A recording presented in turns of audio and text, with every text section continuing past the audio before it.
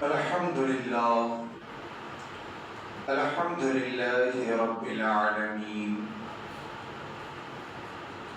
والعاقبة للمتقين والصلاة والسلام على سيد الأنبياء وأشرف المرسلين والصلاة والسلام على من كان نبيا وآدم بين الماء والطين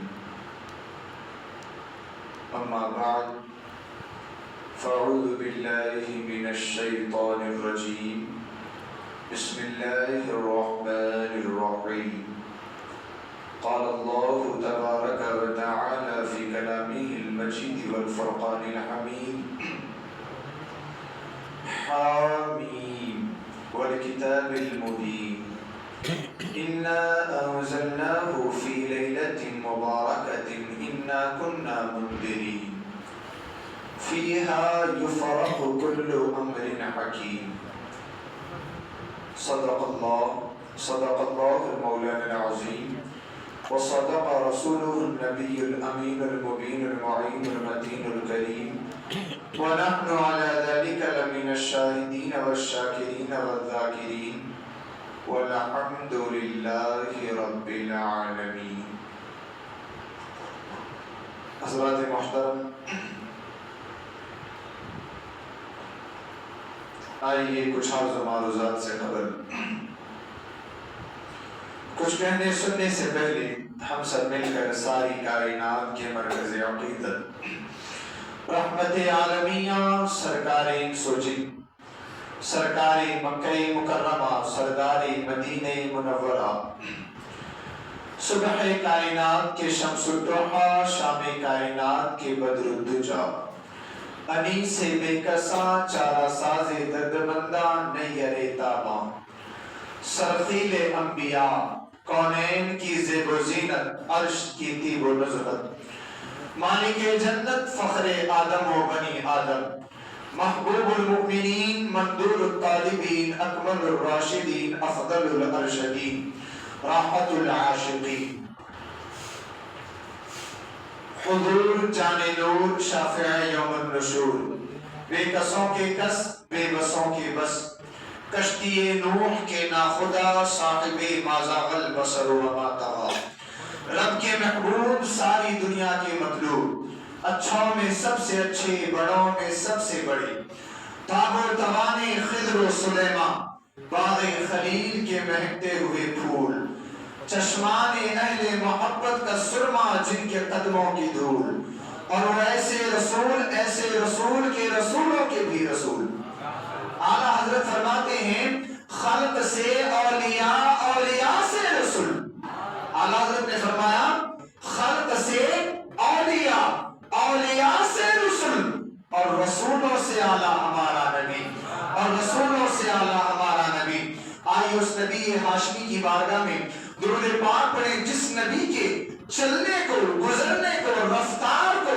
جب قرآن بیان کرتا ہے تو کہتا ہے سبحان الذی اسریٰ جن کی گفتار کو قرآن جب بیان کرتا ہے تو کہتا ہے وما ینطق عن الہویٰ جن کے چہرے انور کو جب قرآن بیان کرتا ہے تو کہتا ہے وضحیٰ جن کی زلف معمری کو قرآن جب بیان کرتا ہے تو کہتا ہے واللیل اذا سجا اور جن کی شان نورانیت کو جب قرآن بیان کرتا ہے تو قرآن کہتا ہے قد جاءکم من اللہ نور نور علی نور وہ ہے میرے حضور آئیے اس نبی کی بارگاہ میں درود پاک پڑھیں جس نبی کو قوت آدم سے بھی نوازا گیا معرفت شیش سے بھی نوازا گیا صبر ایوب سے بھی نوازا گیا جمال یوسف سے بھی نوازا گیا حکومت سلیمان سے بھی نوازا گیا اور حکمت لقمان سے بھی نوازا گیا اور زہد عیسیٰ سے بھی نوازا گیا آئیے اسی نبی عظیم الشان نبی مختار کی بارگاہ میں ہدیہ درود و سلام پیش کرتے ہیں بڑی آواز بلند اللہم صلی علی سیدنا محمد وعلی آل محمد بارک وسلم صلاۃ و سلام علیک یا رسول اللہ صلی اللہ تعالی علیہ وسلم حضرات محترم بلا کسی تاخیر اور تمہید کے خطبہ مسنونہ کے بعد میں نے جس آیہ کریمہ کی تلاوت کا شرف حاصل کیا اللہ رب العزت کلام بلیغ فرقان حمید کی آیہ کریمہ کے اندر فرماتا ہے حامیم والکتاب المبین، سب سے پہلا لفظ آیات مقطعات حروف مقطعات میں سے ہے، جس کی منشا کے موافق کہا گیا، جس کی منشا کے حوالے سے کہا گیا کہ اس کا علم صرف اللہ کو اور اس کے بتائے سے اس کے رسول کو ہے، تو اس کا ترجمہ صرف اللہ جانے اور اس کے بتائے سے اس کا رسول جانے۔ آگے مالک کونین خالق دو جہاں رب تبارک و تعالی فرماتا ہے والکتاب المبین، اور روشن کتاب کی قسم، انا انزلناہ فی لیلۃ مبارکہ، ہم نے اس کتاب مقدس کو، اس راہ ہدایت کو، اس قرآن عظیم کو برکت والی رات میں اتارا۔ اللہ فرماتا ہے انا کنا منذرین، ہم ڈر سنانے والے ہیں۔ پھر فرمایا فیہا یفرق کل امر حکیم، اس رات میں ہر حکمت والا کام بانٹ دیا جاتا ہے۔ حضرات محترم، اس آیہ کریمہ کے حوالے سے مفسرین کرام نے لکھا کہ اس آیہ کریمہ کے اندر اللہ فرماتا ہے کہ اس رات میں ہر حکمت والا کام بانٹ دیا جاتا ہے، تقسیم کر دیا جاتا ہے۔ فرمایا گیا اس رات میں حکمت والا کام تقسیم کر دیا جاتا ہے، بانٹ دیا جاتا ہے۔ اور اس سے قبل والی آیہ کریمہ میں اللہ نے فرمایا اس رات میں، اس برکت والی رات میں ہم نے قرآن مقدس کو نازل کیا۔ تو ایک روایت کے موافق، ایک روایت میں آیا کہ قرآن مقدس کا نزول اس برکت والی رات کے اندر بھی ہوا۔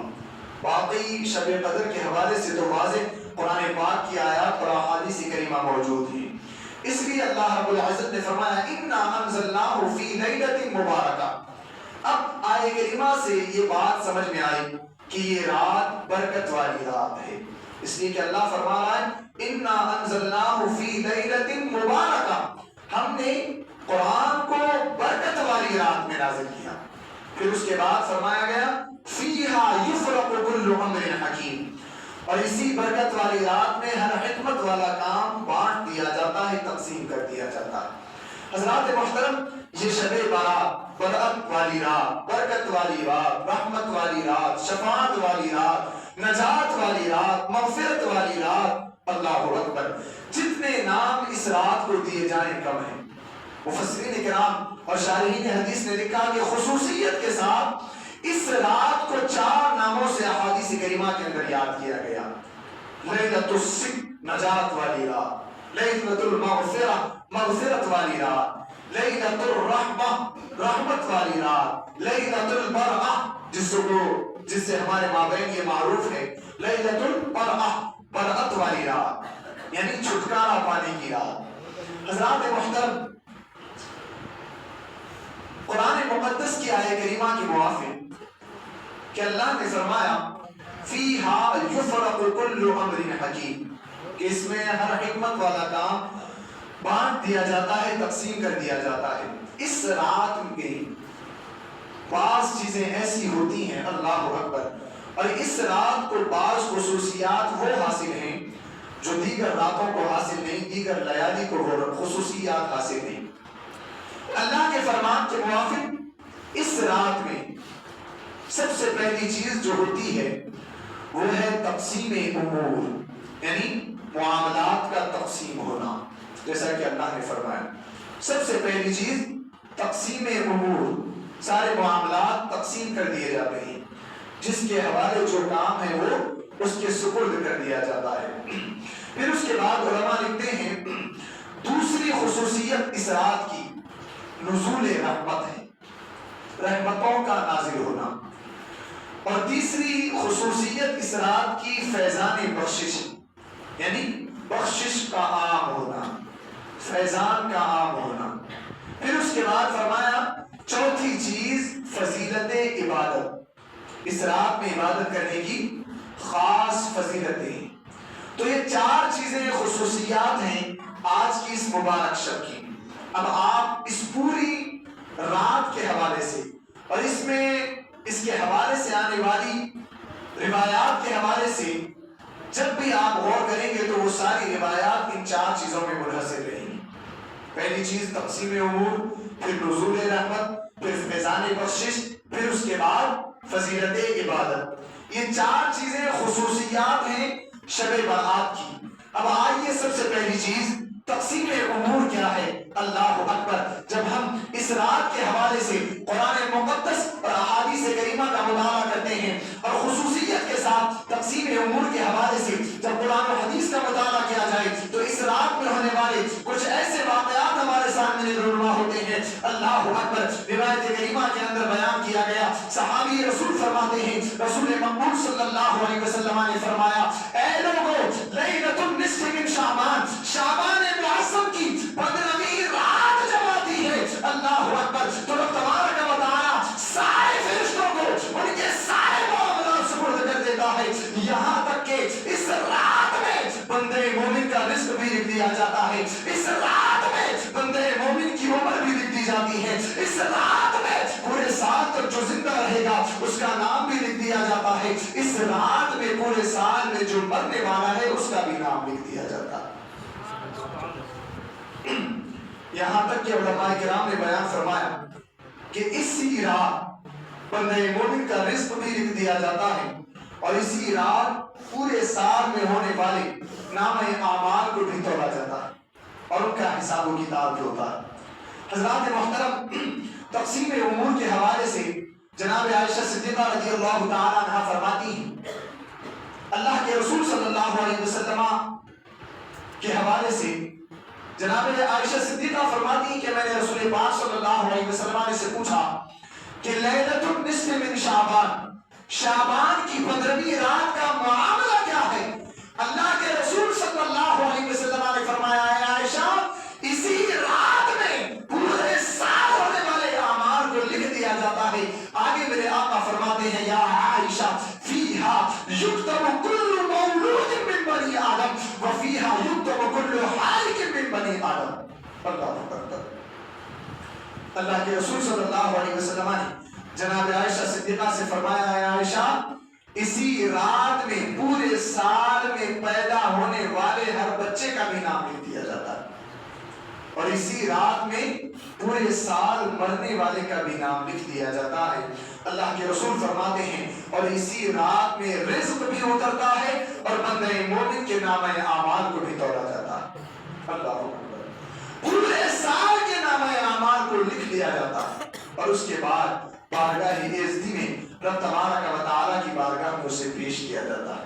حضرات محترم، تو تقسیم امور کے معاملات میں یہ رات اتنی اہمیت کی حامل ہے کہ اللہ کے رسول صلی اللہ علیہ وسلم نے اس کے حوالے سے ایسی پیشن گوئیاں بیان فرمائیں۔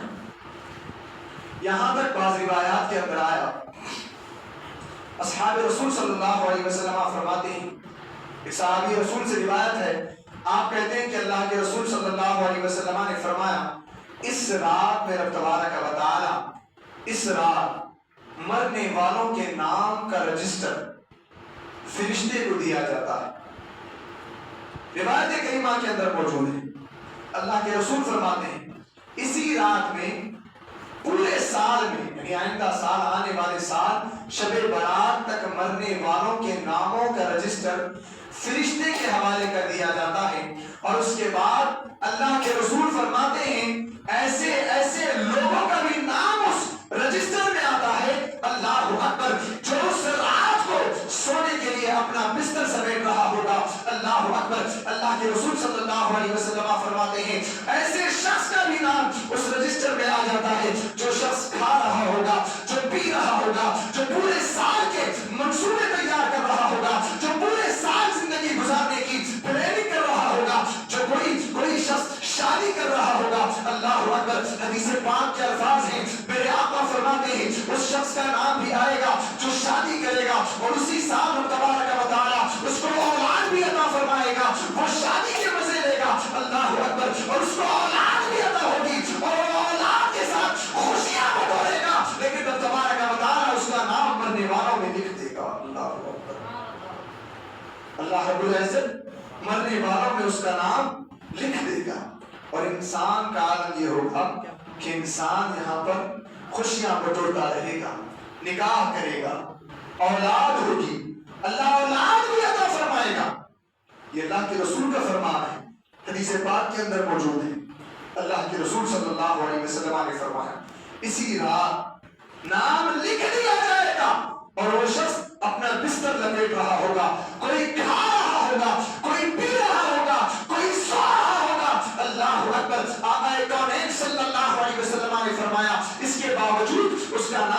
رجسٹر میں آ جائے گا. اللہ اکبر. اور اس کے بعد عذاب قبر کے اعتبار سے اس کی موت واقع ہوگی آنے والی شب برات سے قبل.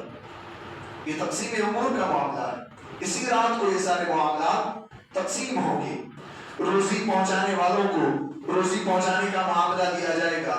روح قبض کرنے والوں کو روح قبض کرنے کا معاملہ ان کے ہاتھوں میں دیا جائے گا. اسی طور سے بارش برسانے والوں کو بارش برسانے کا معاملہ ان کے سپرد کر دیا جائے گا. سارے معاملات جتنے ہوں گے اس رات میں سب کو رب تبارک و تعالیٰ کی بارگاہ میں پیش کیا جائے گا اور پورے سال کا رجسٹر بند. اب نئے سال کا نیا رجسٹر کھلے گا. اللہ اکبر. حضرات محترم، تو اب جب تقسیم امور کا معاملہ یہ ہے کہ سابقہ سال کے سارے معاملات آج ختم ہو جائیں گے اور نئے سال کا آغاز ہوگا، یعنی دینی اعتبار سے، عبادات کے اعتبار سے، رب کے حضور پیش ہونے کے اعتبار سے نیا سال شروع ہوگا، نیا نامہ اعمال لکھا جائے گا.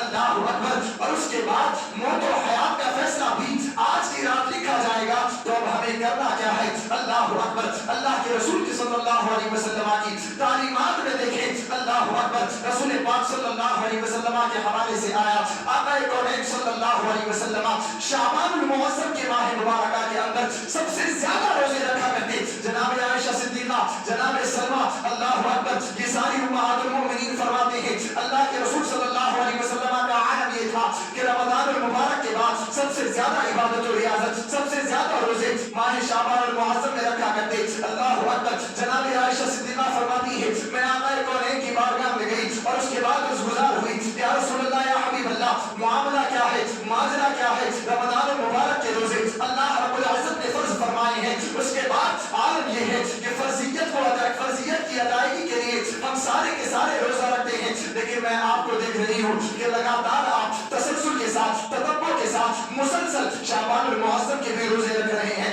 اللہ کے رسول، معاملہ کیا ہے؟ کیا اللہ نے شعبان کے روزوں کو بھی فرض فرما دیا ہے؟ اللہ اکبر. میرے آقا نے جناب عائشہ صدیقہ سے فرمایا، اے عائشہ سن لو، اللہ کے حضور اسی ماہ مقدس کی شعبان کی 15ویں رات کو سارے ماہ کے بلکہ سارے سال کے نامہ اعمال پیش ہوا کرتے ہیں اور اسی رات میں رب تبارک و تعالیٰ کے حضور سارا سیاہ نامہ بھی پیش ہوتا ہے، سارا نیک نامہ بھی پیش ہوتا ہے. اس کے بعد اللہ رب العزت کے حضور اسی ماہ میں، اسی ماہ کی 15ویں شب کو یہ فیصلہ بھی لیا جاتا ہے کہ اس رات میں مرے گا کون اور اس کے بعد زندہ رہے گا کون. اے عائشہ سن لو، اگر اللہ نے میری موت کو اگلے ماہ بلکہ اگلے سال میں رکھا ہے اور اس کے بعد رب تبارک و تعالیٰ میرا نامہ اعمال اس ماہ مقدس میں دیکھے گا، تو میں یہ چاہتا ہوں کہ رب تبارک و تعالیٰ جب میرے نامہ اعمال دیکھے گا اور اس کے بعد میری حالت صاحب کو دیکھے گا تو اس وقت میں صائم رہوں، روزے دار رہوں اور رب تبارک و تعالیٰ کی نظر رحمت کا مستحق بن جاؤں. اللہ کے رسول نے فرمایا تقسیم امور کا معاملہ بڑا شدید ہے، بڑا سخت ہے. اسی رات میں وفات ہو پانے والوں کا بھی نام لکھا جائے گا، لیکن اس کا درس عبرت کیا ہے؟ اللہ اکبر. اللہ کے رسول صلی اللہ علیہ وسلم نے اس کو بھی پیش فرما دیا اور فرمایا اگر اس بات سے کہتے ہو کہ رب تعالیٰ نے اگر تمہارا نام وفات پانے والوں میں لکھا ہے تو تم نامہ اعمال اپنے درست کرو، نیکیوں کی طرف آ جاؤ اور رب تبارک و تعالیٰ کے حضور اپنے آپ کو پیش کرو، رجوع کرو اور اس کے بعد نیک اعمال میں سبقت کرو. حضرات محترم، یہی وفات پانے والوں میں اگر نام آ جائے، اس بات کا خوف ہے تو اس کا حل صرف یہی ہے، دوسرا کوئی حل نہیں. اس لیے کہ اگر دوسرا کوئی حل ہوتا تو اللہ کے رسول صلی اللہ علیہ وسلم ضرور اس کو بیان فرماتے، لیکن اللہ کے رسول نے اس کا حل اسی انداز میں پیش فرمایا. فرمایا میں اسی لیے شعبان المعظم کے روزے لگاتار تسلسل کے ساتھ، تتبع کے ساتھ اسی لیے رکھتا ہوں کہ میرا نامہ اعمال رب تبارک و تعالیٰ دیکھے گا اور اس کے بعد جب میری جانب نظر کرے گا تو میں اس کی نظر رحمت کا مستحق بن جاؤں. اس لیے کہ بندہ مومن جب روزے کی حالت میں ہوگا اور اس کے بعد مسلسل نماز پڑھے گا اللہ اکبر تو رب تبارک و تعالیٰ کی نظر رحمت اس پر ہوگی. اور یہی وجہ ہے کہ اللہ کے رسول صلی اللہ علیہ وسلم نے حکم فرمایا قوموا لیلھا وصوموا نہارھا. اللہ کے رسول فرماتے ہیں لوگوں شعبان کا معزز مہینہ جب آ جائے تو تم اس کے دنوں میں روزے رکھو اور اس کی راتوں میں قیام کرو. اس کی راتوں میں قیام کرو اور اس کے دن میں روزے رکھو. حضرات محترم تو یہ ایک معاملہ اس رات کی خصوصیت کے اعتبار سے. خصوصیات کیا ہیں؟ تو سب سے پہلے میں نے عرض کیا تقسیم امور، پھر اس کے بعد نزول رحمت، پھر فیضان بخشش، پھر اس کے بعد عبادت کا ثواب عبادت. تو سب سے پہلا معاملہ جو تھا خصوصیات میں سے تقسیم امور، اس کو میں نے آپ کی سماعتوں کے حوالے کیا اور احادیث مبارکہ کے اندر جو بشارتیں اس حوالے سے آئیں اللہ اکبر وہ ساری کی ساری آپ نے سنی. اللہ اکبر. اب اس تقسیم امور کے معاملے کا حل اور اس کا نتیجہ بس یہ ہے کہ آج سے ہم عہد کر لیں کہ رب تبارک و تعالیٰ کے حضور اپنی جبین ناز کو خم کرتے رہیں گے. رجوع الی اللہ کریں، اللہ کی جانب رو لگائیں، اللہ کی بارگاہ میں آئیں، رب کی بارگاہ میں گر گرائیں، رب کے کے حضور اپنے آپ کو حاضر رکھیں اور اس کے بعد رب تبارک و تعالیٰ کی بارگاہ میں دعا گو ہو جائیں. مولا تبارک و تعالیٰ سے اپنے گناہوں کی معافی تلافی کریں. یقیناً رب تبارک و تعالیٰ معاف فرمانے والا ہے. حضرات محترم اب تقسیم امور کے بعد آگے چلیں. اللہ اکبر. اس رات کی خصوصیات سے دوسری خصوصیت نزول رحمت ہے، اللہ کی رحمت کا نازل ہونا ہے. اللہ اکبر. آج کی رات اللہ کی رحمتوں کا نزول کس انداز میں ہوتا ہے عقل انسانی اپنی اس عقل کے اندر اس کو سما نہیں سکتی. اللہ اکبر. آؤ مولا کائنات سے پوچھو. مولا کائنات حضرت علی شیر خدا فاتح خیبر زوج بطول داماد رسول فرماتے ہیں اللہ اکبر جب لیلۃ النصف من شعبان کی 15ویں شب آتی ہے اللہ اکبر مولا کائنات فرماتے ہیں آج کی رحمت آج کی رات صرف اور صرف رب تبارک و تعالیٰ کی رحمت بندوں پر نہیں ہوتی بلکہ مولا کائنات فرماتے ہیں آج کی رات میں خود رب تبارک و تعالیٰ صبح پہلے آسمان پر نزول اجلال فرماتا ہے. حضرت مولا کائنات فرماتے ہیں کہ صرف رحمت نہیں آتی بلکہ خلق اللہ کائنات نزول اجلال فرماتا ہے پہلے آسمان پر. اور اس کے بعد اللہ رب العزت فرماتا ہے الا من مستغرق فاغفر له. اللہ اکبر. الا من مستغفر فاغفر له الا من مسترزق فاعطيه.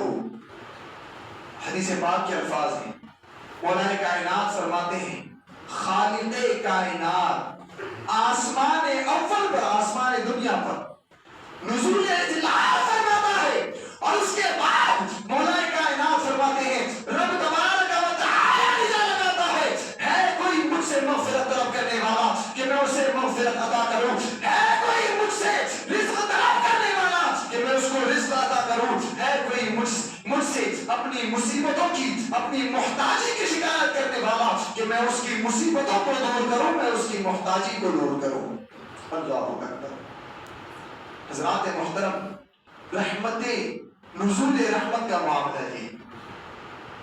خود مولا کائنات نے یہ فرمایا کہ اللہ خود نزول اجلال فرماتا ہے اور اس کے بعد اللہ فرماتا ہے کوئی مجھ سے رزق طلب کرنے والا کہ میں اسے رزق عطا کروں, ہے کوئی مجھ سے بخشش مغفرت اور نجات مانگنے والا کہ میں اسے نجات دوں.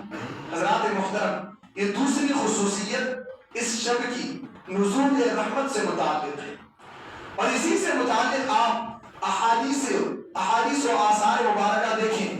اللہ اکبر. ایسی عظیم رحمت کاملہ کی موسلادھار بارش آج کی شب ہوتی ہے. اللہ اکبر, جس کو نوع انسانی اپنی عقل میں سما نہیں سکتی. اللہ اکبر. آئیے روایات پڑھتے ہیں. روایت کریمہ کے اندر آیا, ابھی اس روایت مبارکہ کو آپ نے سنا. اللہ اکبر. جناب عائشہ صدیقہ ام المومنین سلام اللہ علیہا رضی اللہ تعالی عنہا فرماتی ہیں اللہ اکبر, ایک مرتبہ ایسا ہوا کہ لیلۃ النصف من شعبان آئی اور میں نے رسول پاک صلی اللہ علیہ وسلم کو اپنے بستر مبارکہ پر نہیں دیکھا فرمایا اللہ اکبر. اور اس رات اتفاق سے اما عائشہ صدیقہ رضی اللہ تعالیٰ عنہ کی باری تھی. یعنی رسول پاک صلی اللہ علیہ وسلم اس رات جناب عائشہ صدیقہ کے پاس قیام فرمانے والے تھے. اللہ اکبر. جناب عائشہ صدیقہ فرماتی ہیں میں نے رسول پاک صلی اللہ علیہ وسلم کو اپنے بستر مبارکہ سے گم پایا. اللہ اکبر. میں حیران ہو گئی, ششدر ہو گئی, اور اس کے بعد میں باہر نکلی. اللہ اکبر. حضرت عائشہ صدیقہ فرماتی ہے میں نکلی اور اس کے بعد میں نے دیکھا اللہ کے رسول صلی اللہ علیہ وسلم بقیع پاک میں ہیں, جنت البقیع میں ہیں. اللہ اکبر. جب میں آقا دو عالم صلی اللہ علیہ وسلم کے قریب گئی تو اللہ اکبر میرے آقا مجھ سے فرمانے لگے اے عائشہ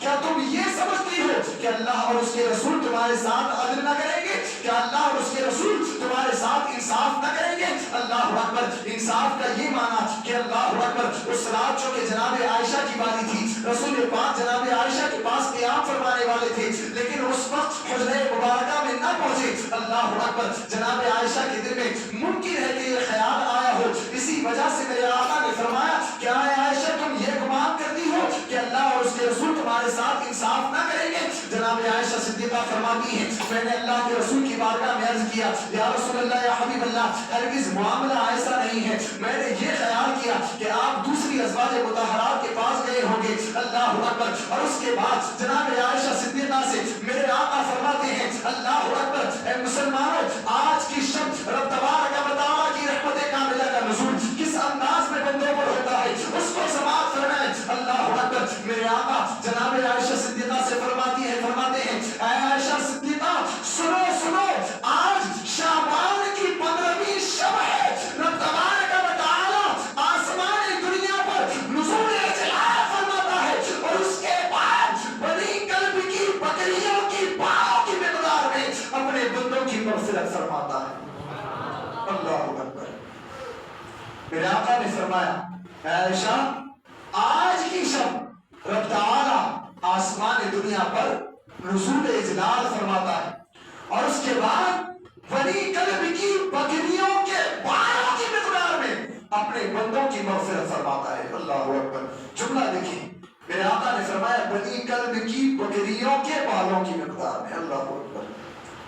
اور شارحین حدیث نے لکھا کہ اس وقت سارے عرب میں سب سے زیادہ بکریاں بنو کلب کے پاس تھی. سب سے زیادہ بکریاں بنو کلب کے پاس تھی.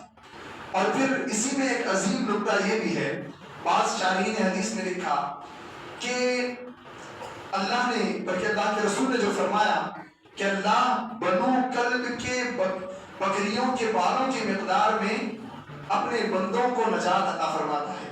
شارحین حدیث نے لکھا کہ یہ حکم حصر کے لیے نہیں ہے. حصر کا معنی اسی تک محدود رکھ دینا.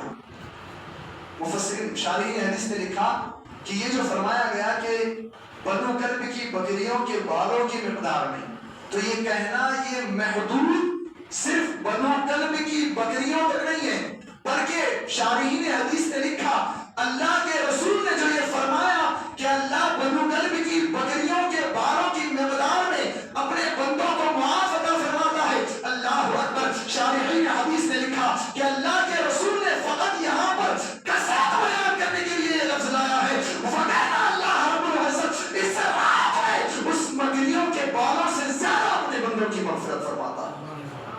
اللہ اکبر.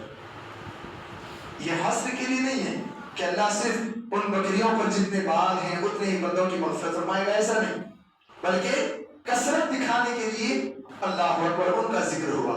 تو سوچیں اس رات میں کتنے بندوں کی مغفرت ہوگی, کتنے بندوں کو نجات کا پروانہ ملے گا, کتنے بندوں کو اللہ اکبر رب تبارک و تعالی نجات عطا فرمائے گا. حضرات محترم, اس فرصت رہبیہ, اس سنہرے موقع کو ہاتھ سے جانے نہ دیں. آج کی رات خوب گڑ گڑا کر رب کے حضور اپنے گناہوں کو یاد کر کے رب کے حضور معافی تلافی کریں. اللہ اکبر. کثرت سے عبادت کریں. اللہ اکبر. آج کی مقدس شب کا معاملہ تو یہ ہے, نزول رحمت کا معاملہ تو یہ ہے. اللہ اکبر. ایک روایت کریمہ کے اندر آیا, علماء نے لکھا, جناب عائشہ صدیقہ سے مروی ہے, آپ فرماتی ہیں اللہ کے رسول صلی اللہ علیہ وسلم لیلۃ النصف من شعبان کا معاملہ ہے. اللہ کے رسول کے حوالے سے آپ فرماتی ہیں حوالے سے آپ فرماتی ہیں اللہ اکبر میں اپنے کام میں مشغول تھی. جناب عائشہ صدیقہ فرماتی ہیں میں اپنے کام میں مشغول تھی, اللہ اکبر میں رسول اللہ پر توجہ نہیں دے رہی تھی, لیکن اچانک وہ یکایک اپنے کام کے دوران جب میں نے میرے مصطفیٰ کریم صلی اللہ علیہ وسلم کی جانب توجہ کی, اللہ اکبر رسول پاک صلی اللہ علیہ وسلم مسلسل اللہ اکبر سجدے میں ہے, اور سجدہ اتنا دراز کر دیا, اتنا دراز کر دیا, اتنا دراز کر دیا. عائشہ صدیقہ کہتی ہیں میں یہ خیال میں گئی کہ محمد عربی اللہ کو پیارے ہو گئے, وصال فرما گئے, دنیا سے رخصت ہو گئے. اللہ اکبر ظاہری طور پر میرے نبی کی روح مبارکہ قفص عنصری سے پرواز کر گئی. یہ عائشہ صدیقہ کا خیال تھا. آپ کہتی ہیں لیلۃ النصف من شعبان کی عبادت کا عالم یہ تھا, میں نے مصطفیٰ کریم کو دیکھا عبادت اس انداز میں کی کہ میں یہ سمجھنے لگی سجدہ اتنا بڑا کیا کہ محمد عربی وفات پا گئے. اے لوگوں آج کی مقدس شب کو سمجھو, اپنے آپ کو عبادت میں مشغول کرو, رب کی بارگاہ میں اپنی جمیل ناز کو خم کرو, رب کی بندگی بجا لاؤ. اللہ اکبر اللہ نے جس کو مالک بنا دیا اس نبی کی عبادت و ریاضت کا عالم یہ ہے کہ سجدہ اتنا دراز کیا, اتنا دراز کیا. عائشہ صدیقہ کہتی ہیں میں یہ سمجھنے لگی کہ نبی وفات پا گئے. اسی خوف سے, اسی غم میں, اسی بات کے ملال سے, اسی بات کے حزن سے میں رسول پاک صلی اللہ علیہ وسلم کے قریب گئی, اور اس کے بعد آقا دو عالم صلی اللہ علیہ وسلم کے قدمان مبارک کو ہلانا چاہا. جب میں نے رسول پاک صلی اللہ علیہ وسلم کے قدوم میمنۃ النزول کو چھوڑا, اللہ اکبر تو وہ ہلنے لگے, حرکت کرنے لگے. عائشہ صدیقہ کہتی ہیں پھر اس کے بعد میں واپس آئی. تھوڑی دیر بعد جب رسول پاک صلی اللہ علیہ وسلم اپنی نماز سے فارغ ہوئے تو آقا دو عالم صلی اللہ علیہ وسلم نے مجھ سے پوچھا عائشہ صدیقہ کیا تم گھبرا گئی تھی؟ عائشہ صدیقہ کہتی ہیں ہاں یا رسول اللہ, آپ نے سجدہ اتنا دراز کیا, اتنا دراز کیا, اتنا دراز کیا کہ میں سمجھنے لگی کہ آپ کا وصال مبارک ہو گیا ہے. اللہ اکبر میرے آقا جناب عائشہ سے فرماتے ہیں اے عائشہ صدیقہ سن لو, آج کی شب اللہ اکبر لیلۃ النصف من شعبان ہے, شعبان کی 15ویں رات ہے, اور آج کی شب رب تبارک و تعالیٰ کے حضور جو بندے مومن اپنے آپ کو پیش کرے گا اور اس کے بعد رب کو راضی کر لے گا تو رب تبارک و تعالیٰ اس کے سابقہ گناہوں کو معاف فرما دے گا اور اسے پروانہ نجات عطا فرما دے گا, اور اسے پروانہ نجات عطا فرما دے گا. حضرات محترم نزول رحمت کا معاملہ ہے. اللہ کی رحمت کا اس انداز میں اس شب مبارکہ کے اندر نزول ہوتا ہے, اور پھر کثرت سے روایات ہمارے پاس موجود ہیں, اور پھر بعض روایات ضعیف بھی ہیں. لیکن ایک بات یاد رکھیں, فضائل اعمال کے اندر احادیث ضعیفہ بھی مقبول ہوا کرتی ہیں. یہ باتوں کو اہل علم جانتے ہیں, لیکن آج ہمارے پاس ایک بڑا طبقہ ایسا ہو گیا ہے, نوجوان فکر, اللہ اکبر, ساری چیزیں اور پس منظر کسی چیز کا معلوم نہیں ہوتا, لیکن کوئی شخص انہیں کہہ دے گا کہ یہ رات نہیں منانی ہے اس لیے کہ یہ احادیث ضعیفہ سے ثابت ہے. کوئی شخص کسی اور معاملے میں کہہ دے گا کہ ایسا ایسا آیا ہے, فلاں فلاں کتاب میں ہے, اور پھر یہ بات درست نہیں. اور نوجوان طبقہ, ایک بڑا طبقہ ہمارا ایسا ہو چلا ہے جو اس شخص کی بات پر تو یقین رکھتا ہے لیکن ایک عالم دین کی بات پر یقین نہیں رکھے گا.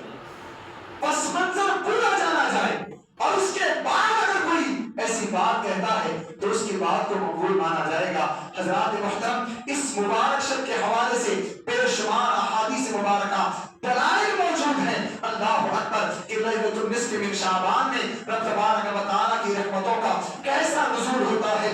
اللہ اکبر ایک روایت میں یہاں تک بیان فرمایا گیا کہ اللہ رب العزت جناب جبریل امین سدرہ کے مکین معلم الملائکہ اللہ اکبر اور سارے ملائکہ میں سب سے زیادہ اور سب سے افضل و اعلیٰ ارفع و اعلیٰ سب سے بڑا بلند و بڑا مقام جس فرشتے کا ہے, اللہ اس فرشتے اس جبریل امین سے فرماتا ہے اے جبریل جنت میں جاؤ اور اس کے بعد جنت کو آراستہ و پیراستہ کرو. اللہ اکبر جبریل رب تعالیٰ کا حکم پا کر جاتے ہیں اور اس کے بعد جنت کو زیب و زینت سے آراستہ و پیراستہ کر دیتے ہیں. اللہ اکبر جنت پوری تیار کر دی جاتی ہے, جنت کو آراستہ کیا جاتا ہے, جنت کو تیار کیا جاتا ہے. اللہ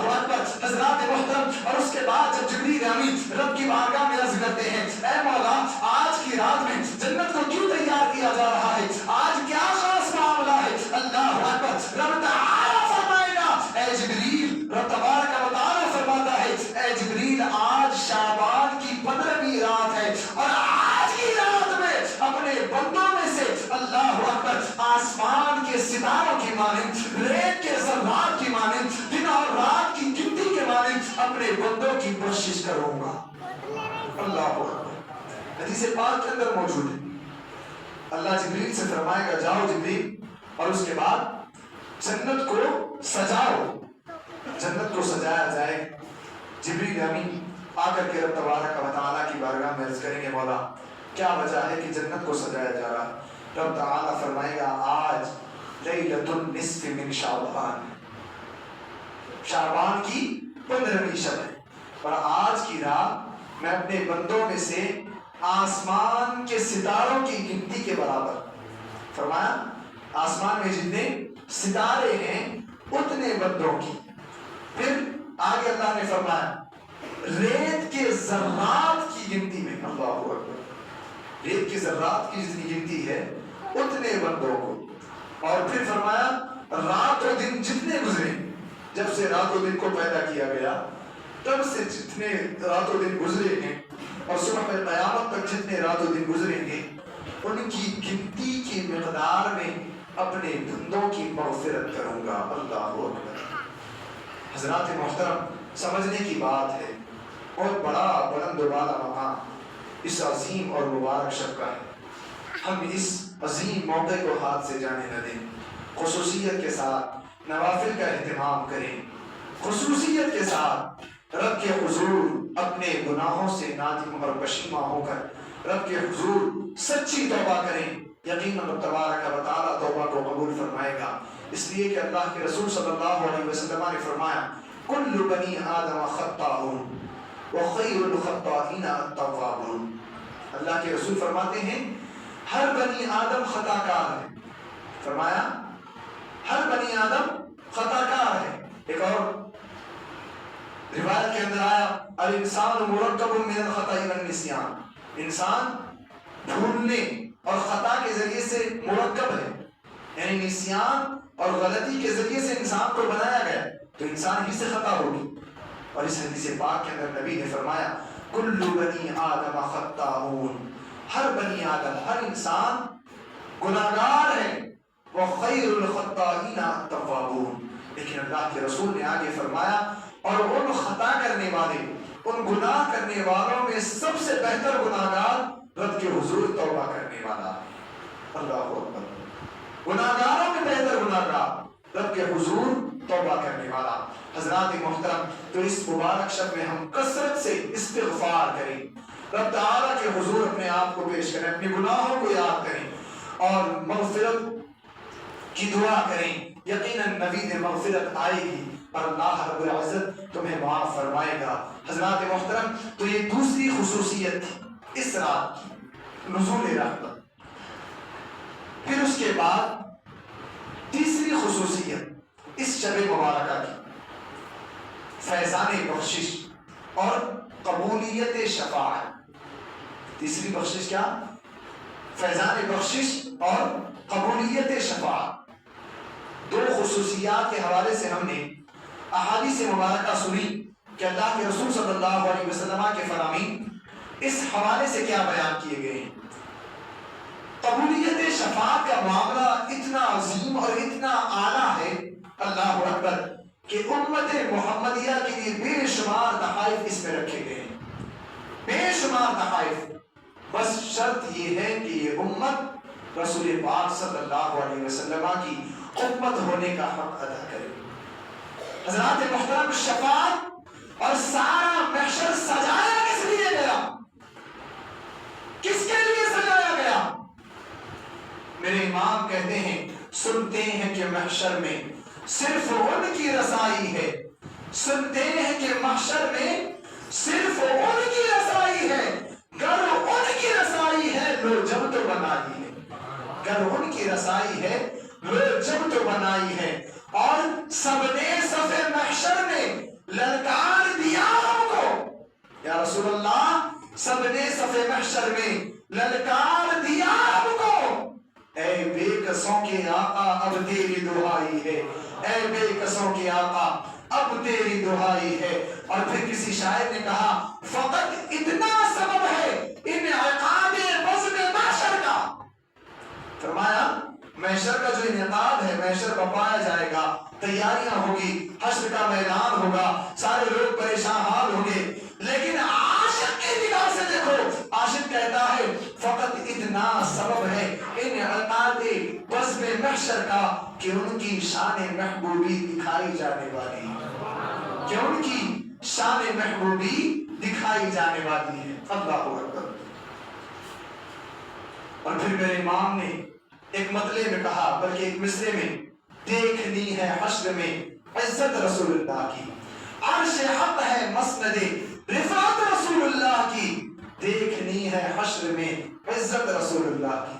ہم تو حشر میں جائیں گے رسول پاک صلی اللہ علیہ وسلم کی جلوہ گری دیکھنے کے لیے۔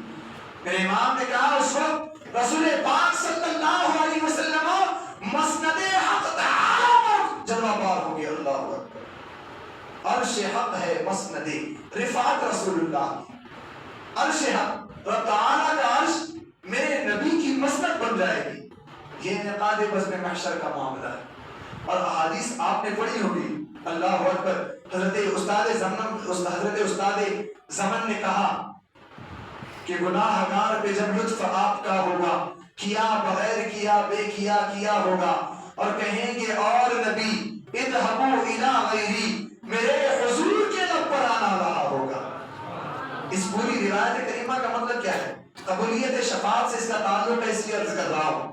اللہ اکبر۔ کل بروز محشر جب بپا ہوگا، اللہ اکبر، اس امت محمدیہ کی بے بسی کا عالم یہ ہوگا کہ یہ امت محمدیہ اللہ اکبر اپنے گناہوں کی باعث، اپنے خطاؤں کی باعث جناب آدم صفی اللہ کے پاس جائے گی، اور اس کے بعد عرض کرے گی، اے آدم صفی اللہ، آپ تو ہمارے باپ ہیں، سارے مومنین کے باپ ہیں، آپ اور تبارک و تعالیٰ کے حضور ہماری شفاعت کرائیں۔ اللہ اکبر۔ جناب آدم صفی اللہ کہیں گے، میں اس کام کے لیے نہیں۔ نوح نذیر اللہ کے پاس جائے گی امت، لیکن نوح نذیر اللہ کہیں گے نہیں، میں اس کام کے لیے نہیں ہوں۔ پھر اس کے بعد ابراہیم خلیل اللہ کے پاس بھی جائے گی، اسماعیل ذبیح اللہ کے پاس بھی جائے گی، موسیٰ کلیم اللہ کے پاس بھی جائے گی، داؤد خلیفۃ اللہ کے پاس بھی جائے گی۔ اللہ اکبر۔ ساروں کے پاس جائے گی، لیکن سارے انبیاء کا یہ فرمان ہوگا کہ کسی اور نبی کے پاس جاؤ، یہاں تک کہ عیسیٰ روح اللہ کے پاس بھی یہ امت محمدیہ آئے گی۔ اس کے بعد عیسیٰ روح اللہ بھی کہیں گے، میں اس کام کے لیے نہیں۔ اللہ اکبر۔ اور اس کے بعد جب امت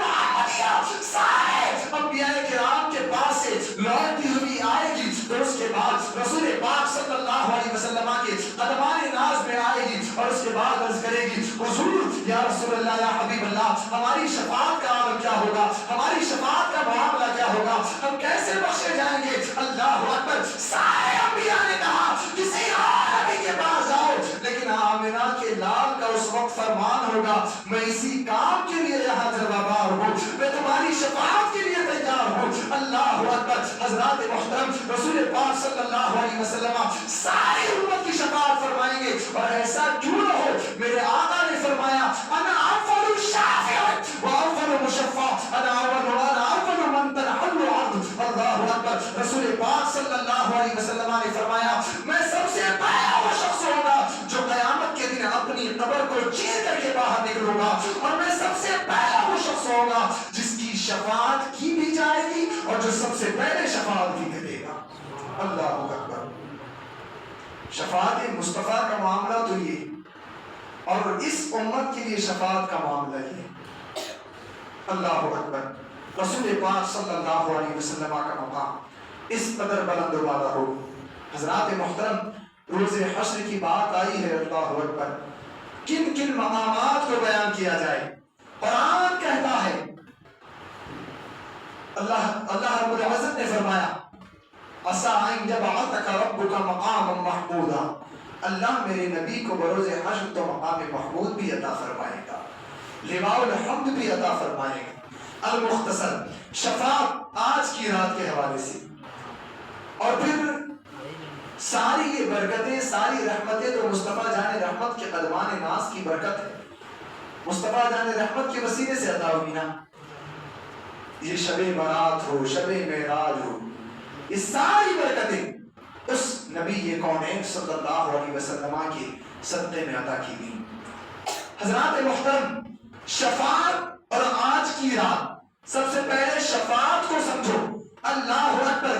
ایک روایت کریمہ کے اندر بیان کیا گیا, میرے آقا صلی اللہ علیہ وسلم فرماتے ہیں رب تبارک و تعالی نے ہر نبی کو یہ اختیار عطا فرمایا. ایک دعا کے حوالے سے میرے آقا فرماتے ہیں ہر نبی کو فرمایا گیا کہ ایک دعا مانگ لو, وہ دعا تمہاری فوراً قبول کر لی جائے گی. اللہ اکبر. میرے آقا فرماتے ہیں یہ انبیاء کا خاصہ ہے. انبیاء کرام سے رب تبارک و تعالی فرماتا ہے ایک دعا مانگ لو, فوراً وہ دعا قبول کی جائے گی, وہ فوراً آرزو پوری کی جائے گی, وہ تمنا فوراً کی پوری کی جائے گی. اللہ اکبر. حضرات محترم, اس حوالے سے میرے آقا نے فرمایا کہ جناب آدم نے بھی وہ دعا مانگ لی, جناب نوح نے بھی مانگ لی, جناب موسیٰ نے بھی مانگ لی, جناب ابراہیم نے بھی مانگ لی, جناب اسماعیل نے بھی مانگ لی, جناب موسیٰ نے بھی مانگ لی, جناب عیسیٰ نے بھی مانگ لی. اللہ اکبر. المختصر یہ کہ سارے انبیاء کرام, سارے رسولان اعظام نے رب تبارک و تعالی سے وہ آرزو کر لی اور رب تعالی نے انہیں وہ عطا بھی فرما دیا. رب تبارک و تعالی ان کی اس تمناؤں کو پورا بھی فرما دیا.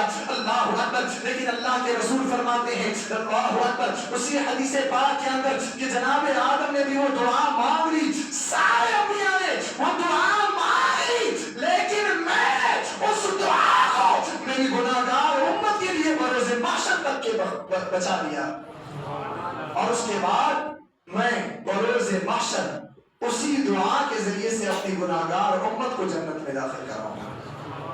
حضرات محترم, یہ انعامات امت محمدیہ کے لیے, امت محمدیہ کے لیے شفاعت مصطفیٰ کے حوالے سے روایات شاہد ہیں اس دن جس دن کے شفاعت کی جائے گی. میرے آقا نے فرمایا انا اول شافع و اول مشفع, میں ہی پہلے زمین سے اٹھوں گا, پھر میں ہی سب سے پہلے میری شفاعت بھی کی جائے گی, یعنی مشفع بھی میں رہوں گا, یعنی اللہ کی جانب سے یہ انعام, پھر میں ہی سب سے پہلے شفاعت بھی کروں گا. اللہ اکبر. جس امت کا نبی سب سے پہلے شفاعت کرے پھر اس امت کا اللہ اکبر نصیبہ کیا ہوگا. حضرات محترم, لیکن اس شفاعت کے حقدار بننے کے لیے, اس شفاعت کے مستحق بننے کے لیے, ان عنایات کا حقدار بننے کے لیے مصطفیٰ کا وفادار ہونا بھی ضروری ہے, مصطفیٰ کی اہل بیت کا وفادار ہونا بھی ضروری ہے, مصطفیٰ کے یاران کا بھی وفادار ہونا ضروری ہے, مصطفیٰ کے صحابہ کا بھی وفادار ہونا ضروری ہے. حضرات محترم, المختصر شفاعت مصطفیٰ کا عالم یہ ہے. میرے آقا فرماتے ہیں اس دعا کو میں نے حشر کے روز میری امت کی بخشش کے لیے بچا رکھا ہے. اور ایک روایت کے اندر آیا میرے آقا فرماتے ہیں خیر بین شفاعتی و بین ان يدخل شطر امتی فاختاروا. اللہ اکبر. فاختاروا شفاعتی لانها اعم وفا. اللہ اکبر. میرے آقا صلی اللہ علیہ وسلم فرماتے ہیں اے لوگوں سنو, مجھے رب تبارک و تعالی نے شفاعت اور میری امت, میری آدھی امت کے دخول جنت کے مابین اختیار دیا. آقا فرماتے ہیں اللہ نے مجھے خود کیا بین شفاعتی و بین ان يدخل شطر امتی فاختاروا شفاعتی لانها اعم وقفا. اللہ کے رسول فرماتے ہیں اللہ نے مجھے شفاعت اور آدھی امت کے دخول جنت کے مابین اختیار دیا. یعنی اگر میں چاہوں تو شفاعت کو قبول کر لوں, اور اگر میں چاہوں تو ڈائریکٹ آدھی امت کو جنت میں داخلہ دلوا دوں, آدھی امت بخش جائے گی. اللہ اکبر. آقا فرماتے ہیں اللہ نے مجھے اختیار دیا کہ محبوب یا تو آدھی امت کو جنت میں داخل کر دو یا پھر شفاعت کو دے دو. آقا فرماتے ہیں میں نے شفاعت کو اختیار کیا اس لیے کہ شفاعت ہے, جب میں شفاعت کو اختیار کروں گا تو میں اپنی ساری امت کو جنت میں داخل کر دوں گا. یہ اللہ کے رسول کا فرمان ہے. شفاعت مصطفیٰ کا عالم یہ. حضرات محترم, اب شفاعت مصطفیٰ کا عالم یہ, اور اس رات کی مناسبت شفاع, ایک روایت جس کو علماء کرام نے بیان فرمایا, احادیث کی کتب کے اندر موجود ہے. اصحاب رسول کہتے ہیں کہ رسول پاک صلی اللہ علیہ وسلم نے دعا فرمائی 13ویں شعبان کی رات کو. علماء نے لکھا ہے اس روایت کو. اور ان چیزوں کو ماننا یہ خوش عقیدہ لوگوں کے لیے ہی ہے. سب کے نصیبے میں یہ بات نہیں ہے کہ وہ اس رات کی فضیلتوں کو مانے، شفاعت مصطفیٰ کو مانے، نبی کے اختیار کو مانے، نبی کے اعجاز کو مانے، نبی کی عظمت و رفعت کو سمجھے. یہ سب کے نصیبے میں نہیں ہے. یہ نصیبہ صرف اور صرف اہل سنت و جماعت کا، اور یہ انہی کے حق میں ہے. اللہ اکبر. حضرات محترم، المختصر شفاعت مصطفیٰ اور شب برات کے حوالے سے علماء نے لکھا اللہ کے رسول صلی اللہ علیہ وسلم نے 13ویں شب کو اپنی امت کی بخشش کی دعا مانگی تو اللہ رب العزت نے اس امت کے تہائی حصے کو معاف عطا فرمایا. اللہ اکبر. تہائی حصہ یعنی اس امت کے 3 حصے کیے جائیں تو 1 حصہ جتنا ہوگا اللہ رب العزت نے 13ویں شب کو اتنا حصہ، اللہ اکبر، اتنے حصے کی مغفرت عطا فرما دی. اللہ اکبر. روایت کریمہ کے اندر آیا رب تبارک و تعالیٰ کے نبی نے جب 13ویں شب کو دعا مانگی، اے اللہ میری امت کو بخش دے، مغفرت کی دعا کی، اللہ رب العزت نے 1/3 حصہ اس امت کا معاف فرما دیا، انہیں نجات عطا فرما دی، انہیں بخشش عطا فرما دی، انہیں مغفرت عطا فرما دی. اللہ اکبر. اصحاب رسول کہتے ہیں پھر اس کے بعد 14ویں شب آئی، اللہ کے رسول نے اپنے ہاتھ اٹھائے، اللہ اکبر، میرے نبی نے رب سے مانگا، اللہ اکبر، اور جب رب کا رسول مانگے تو رب عطا نہ کرے، ایسا ہو نہیں سکتا. اللہ اکبر. میرے نبی نے پھر ہاتھ اٹھائے اور اس کے بعد 14ویں شب شعبان کی ہے، اللہ کے رسول نے پھر دعا کی، اے اللہ میری امت کو بخش دے، اے اللہ میری امت کی بخشش فرما دے، اے اللہ میری امت کو مغفرت عطا کر دے. اللہ اکبر. اصحاب رسول کہتے ہیں اس کے بعد رب تبارک و تعالیٰ نے اس امت کے دوسرے تہائی حصے کو بھی مغفرت عطا فرما دی. اور اس کے بعد جب لیلۃ النصف من شعبان آئی، یعنی شعبان کی 15ویں شب آئی، تب بھی اللہ کے رسول نے اپنے ہاتھ اٹھائے اور اس کے بعد اس گناہگار امت کے لیے دعائیں مغفرت فرمائی تو رب تبارک و تعالیٰ نے ساری امت کو مغفرت عطا فرمائی. حضرات محترم، یہ اس رات میں مغفرت کا معاملہ ہے، لیکن ان سارے فضائل سے ہم خوش نہ، اس لیے کہ بعض معاملات ایسے بھی ہیں کہ پھر بندہ مومن جب ان معاملات میں اس کی گرفت ہوتی ہے تو پھر بندہ مومن کہیں کا نہیں رہتا. حضرات محترم، المختصر اس شب میں اور اس شب کی تیسری خصوصیت شفاعت مصطفیٰ کو آپ نے سمجھ لیا کہ اس رات میں اللہ رب العزت کس انداز میں شفاعت عطا فرماتا ہے اور کس انداز میں لوگوں کی مغفرت اس شب مبارکہ کے اندر ہوتی ہے. اللہ اکبر. چوتھا وصف اور چوتھی خصوصیت اس رات کی، اس شب مبارکہ کی فضیلت عبادت، عبادت کا ثواب، یعنی کتنا بلند و بالا ہے اور کتنے درجات کے ساتھ بندہ مومن کو یہ ثواب عطا ہوتا ہے. اور فضیلت عبادت کیا ہے، اس کو انسان اگر کامل الفہم ہے اور اس کے بعد ذرا سا بھی عقل و شعور اس کے اندر ہے تو ان ساری روایات سے اس بات کا بخوب اندازہ لگا لے گا کہ آج کی رات کی عبادت کی فضیلت بڑی ہے، اس لیے کہ اللہ کے رسول نے مداومت اختیار کی اور عبادت فرمائی ہے نا. پھر اس کے بعد چونکہ اللہ کے رسول نے کثرت سے نوافل بھی پڑھی، جناب عائشہ صدیقہ کا فرمان اس پر شاہد ہے، اس قدر عبادت کی کہ میں اس خیال میں چلی گئی کہ اللہ کے رسول وصال فرما گئے. تو اتنی کثرت سے نبی کا عبادت کرنا خود ایک فضیلت کا حامل ہے، فضیلت عبادت کا حامل ہے. پھر بھی آپ روایات دیکھیں اللہ کیا فرماتا ہے اس حوالے سے. آج کی رات اگر کوئی شخص عبادت و ریاضت کرے گا، کئی اوراد و وظائف ہیں جن کے پڑھنے پر بے شمار اللہ اکبر فضائل کے عطا کیے جانے کا وعدہ ہو لیا.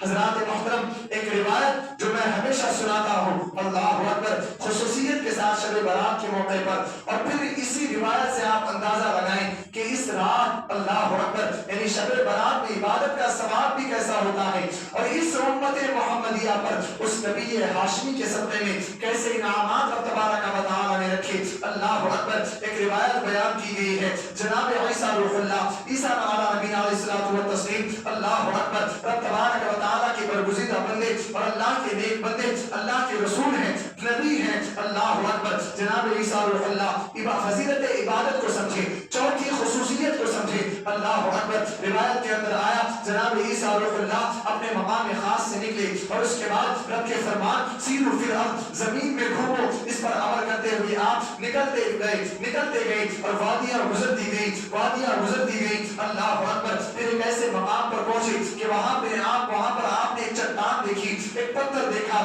اللہ اکبر آپ خود فرماتے ہیں وہ چٹان وہ پتھر دودھ سے زیادہ سفید تھا اللہ اکبر سورج کی چمک سے زیادہ چمک رہا تھا اللہ کے رسول جناب عیسیٰ اللہ کہتے ہیں میں اس سفید اور چمکدار چٹان کے پاس گیا اس پتھر کے پاس گیا اللہ اکبر اللہ کا فرمان اللہ کی وحی مجھ پر نازل ہوئی اور مجھے حکم دیا گیا کہ اے عیسیٰ اس پتھر کے پاس چلے جاؤ اس چٹان کے پاس چلے جاؤ حضرت عیسیٰ روح اللہ فرماتے ہیں میں اس چٹان کے پاس گیا اس پتھر کے پاس گیا اور اس کے بعد جب میں اس کے قریب پہنچا تو اللہ کے حکم سے وہ چٹان پھٹ گئی وہ پتھر پھٹ گیا اللہ اکبر دو حصوں میں وہ تقسیم ہو گیا اس کے بعد میں نے اچانک وہ یکایک کیا دیکھا کہ اس کے اندر ایک چاند جیسے چہرے والا بالکل عجیب روشن چہرے والا اللہ اکبر ایک شخص ہے جو رب تبارک و تعالیٰ کی عبادت اور ریاضت میں مشغول ہے اور آپ وظائف پڑھ رہا ہے نمازیں پڑھ رہا ہے کثرت سے عبادت کر رہا ہے اور اس کے بائیں جانب اللہ اکبر انگور کی بیل ہے اور اس کے پیروں کے پاس ایک نہر جاری ہے جب بھوک لگتی تو یہ انگور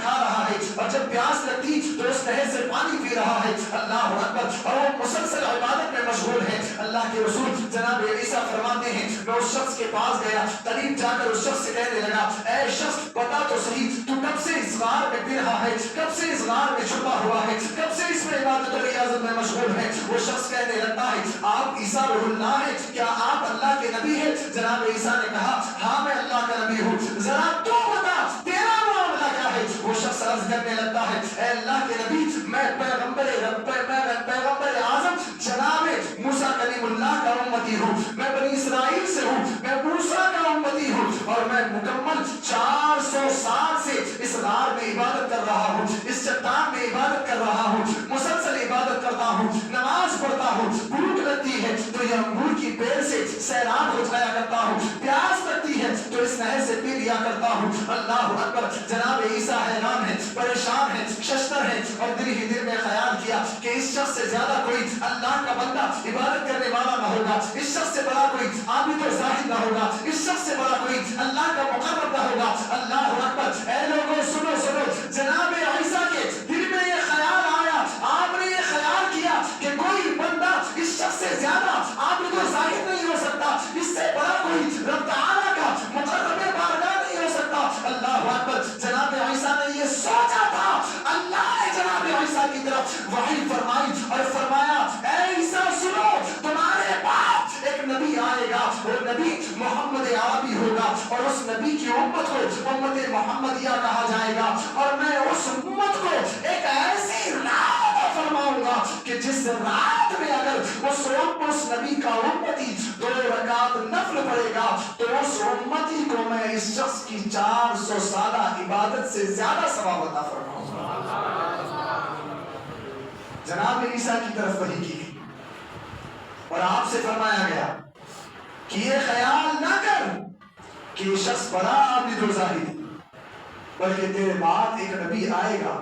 جس کو محمد عربی کہا جائے گا اور اس محمد عربی کی امت کو میں ایک رات عطا فرماؤں گا اس رات کا معاملہ یہ ہوگا کہ اگر کوئی امت محمدیہ میں سے ایک فرد بھی اس رات میں 2 رکعت نفل پڑھ لے تو میں اس کو پھر اس شخص کی 400 سالہ عبادت سے زیادہ ثواب عطا فرماؤں گا حضرات محترم یہ چیز علماء نے لکھی ہے ان روایات کو بزرگان دین نے اپنی کتابوں میں لکھا ہے گو کہ یہ احادیث سے ثابت نہیں لیکن اہل سنت و جماعت کے لیے معتبر ہے اور بزرگان دین نے لکھا ہے اللہ اکبر حضرات محترم تو فضیلت عبادت کا عالم یہ ہے اس شب مبارکہ میں اللہ نے فرمایا اللہ اکبر جناب عیسیٰ سے کہ 2 رکعت نفل پڑھے تو اسے اس شخص کی 400 سالہ عبادت سے بھی زیادہ ثواب عطا کیا جائے گا۔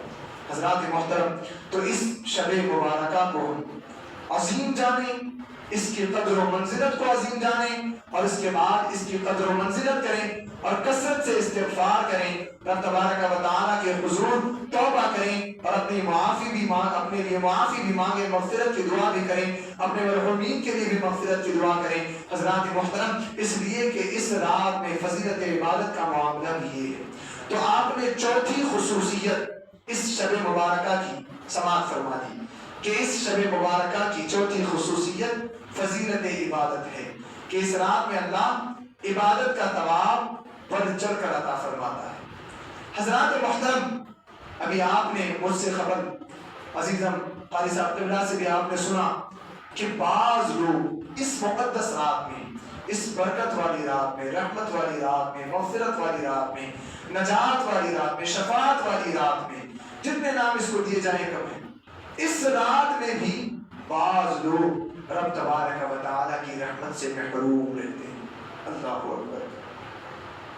سارے فضائل ایک طرف، اگر آپ نے فضائل نہ سنے کوئی بات نہیں، اس لیے کہ آپ نے کوئی توشہ اپنے لیے تیار نہیں کیا، لیکن اگر آپ نے اللہ اکبر وعیدات نہیں سنی اور اس کے بعد اللہ اکبر ان وعیدات کا شکار ہو گئے، اللہ اکبر، تو بڑا نقصان ہوگا۔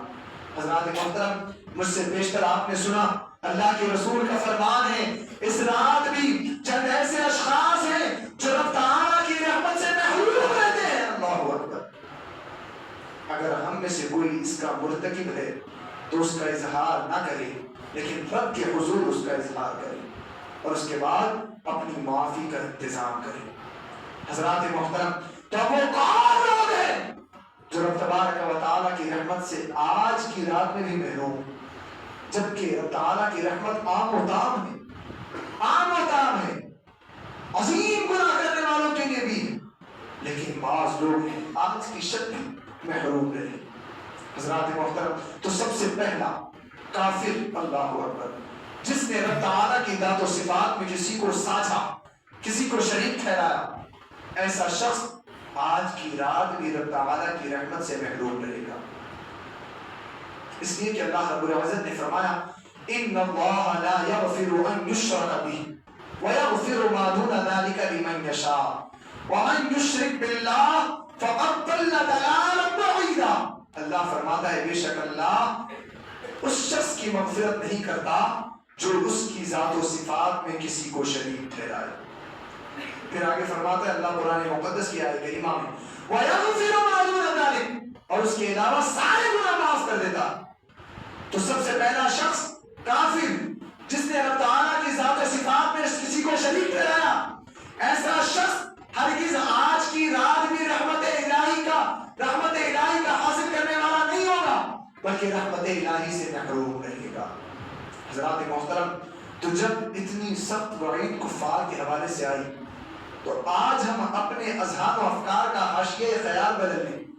آج معاملات ہمارے بڑے عجیب ہو گئے ہیں، بڑی نرمی کے ساتھ کفار و مشرکین کے ساتھ پیش آنا۔ یقیناً ہمارے معاملات اور دیگر چیزوں کے اعتبار سے یہ چیزیں درست ہیں، ہم اپنے اخلاقیات کے اعتبار سے ان سے پیش آئیں، اپنا کردار ان کے ساتھ درست رکھیں، لیکن حدود شرع میں رہ کر، حدود شرع میں رہ کر۔ اس کا یہ مطلب نہیں کہ آپ چلاوا بھی کھا لیں، آپ اخلاقیات کے معاملے میں، کردار کے معاملے میں، یہ تو قرآن بھی اس کا درس دیتا ہے نا کہ آپ اپنا اخلاق کردار درست رکھو، ایسا کہ اسلام سے منحرف لوگ، اسلام کے نہ ماننے والے تم کو دیکھ کر اسلام کی تعلیمات پر اش اش کر اٹھیں۔ اس بات کا تو قرآن درس دیتا ہے، لیکن اللہ اکبر کسی دین کے معاملے میں اور شرعی اعتبار سے شرعی مسائل کے اندر ذرہ برابر بھی کسی کی کوئی روح رعایت نہیں ہونی چاہیے۔ حضرات محترم، المختصر کفار و مشرکین کے ساتھ ان کی معاملات کے اعتبار سے جس انداز میں بھی رواداری کی جائے یقیناً کی جائے، لیکن شرعی حدود کی پاسداری کرتے ہوئے، شرعی حدود کا اہتمام کرتے ہوئے۔ حضرات محترم، المختصر پہلا شخص کافر مشرک جو آج کی رات بھی رحمت الہی سے محروم رہے گا۔ اللہ اکبر، اب دوسرا شخص کون ہے؟ دوسرا شخص ماں باپ کا نافرمان. اللہ اکبر. ماں باپ کا نافرمان. حضرات محترم اس بات کو ذرا سمجھیں. ہم اس بات کو بڑے ہلکے میں لیتے ہیں کہ ہم تھوڑی نافرمانی کر رہے ہیں, ہم تو ساتھ رہتے ہیں. لیکن سن لو بات میں بھی اگر تم والدین کو ناگواری دکھاؤ گے, اللہ اکبر, ناراض کرو گے تو اس کا معاملہ بھی. حضرات محترم والدین کو کیا سمجھا آپ نے؟ اللہ کے رسول نے فرمایا سخط الرب فی سخط الوالد ورضا الرب فی رضا الوالد. اللہ کے رسول نے فرمایا رب کی رضا والد کی رضا میں ہے, رب کی ناراضگی والد کی ناراضگی میں. حضرات محترم یہ اسلام کا درس ہے. اسلام یہ تعلیم دیتا ہے ماں باپ کے حوالے سے نرم گوشہ اختیار مت کرو. اللہ کے رسول نے فرمایا وما جنتک ونارک. اللہ کے رسول نے فرمایا یہ دونوں تیری جنت بھی ہے, یہ دونوں تیری دوزخ بھی ہے.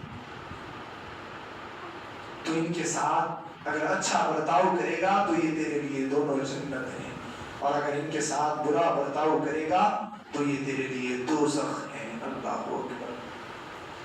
اگر والدین کی نافرمانی کرو گے, والدین سے دور رہو گے, اللہ اکبر, والدین کا دل دکھاؤ گے. حضرات محترم اس کو آسان پیرائے میں نہ سمجھیں. ایک روایت کے اندر کہا گیا کہ وہ شخص ذلیل اور رسوا ہوا جس نے ماں باپ کی خدمت نہ کی. اللہ اکبر, ذرا سمجھو اس بات کو. اللہ اکبر, کہا گیا جس نے خدمت نہ کی وہ ذلیل اور رسوا ہوا. اللہ اکبر. تو بتاؤ جو نافرمان ہوا, جس نے والدین کو ایذا دی, جس نے والدین کو تکلیف دی, تو اس کا حال کیا ہوگا؟ اللہ اکبر. ایک روایت کریمہ کے اندر آیا اللہ کے رسول نے منبر نور پر چڑھتے ہوئے آمین کہا. لوگوں نے پوچھا یا رسول اللہ کس دعا پر آمین کہا؟ اللہ کے رسول فرماتے جبریل آئے. جمعہ کے روز خطبے کے لیے منبر پر آپ جا رہے تھے اور سیڑھی پر قدم رکھتے ہوئے آپ نے آمین کہی. صحابہ نے نماز کے بعد پوچھا یا رسول اللہ کس دعا پر آمین کہا؟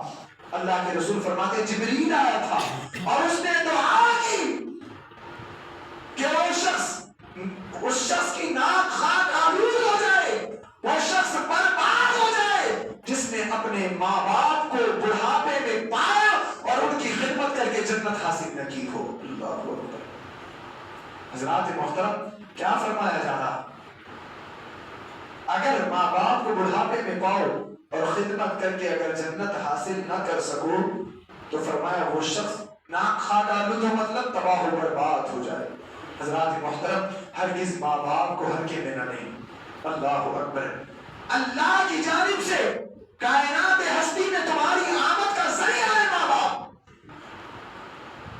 تم کس اعتبار سے ماں باپ کے سامنے واہواہیاں بٹورتے ہو؟ اللہ اکبر. آج بڑے ذہین ہو گئے. یہ ذہانت کہاں سے آئی؟ سارا وجود تو ماں باپ کا مرہون نعمت ہے. کیسے پیدا کیا گیا؟ اللہ اکبر.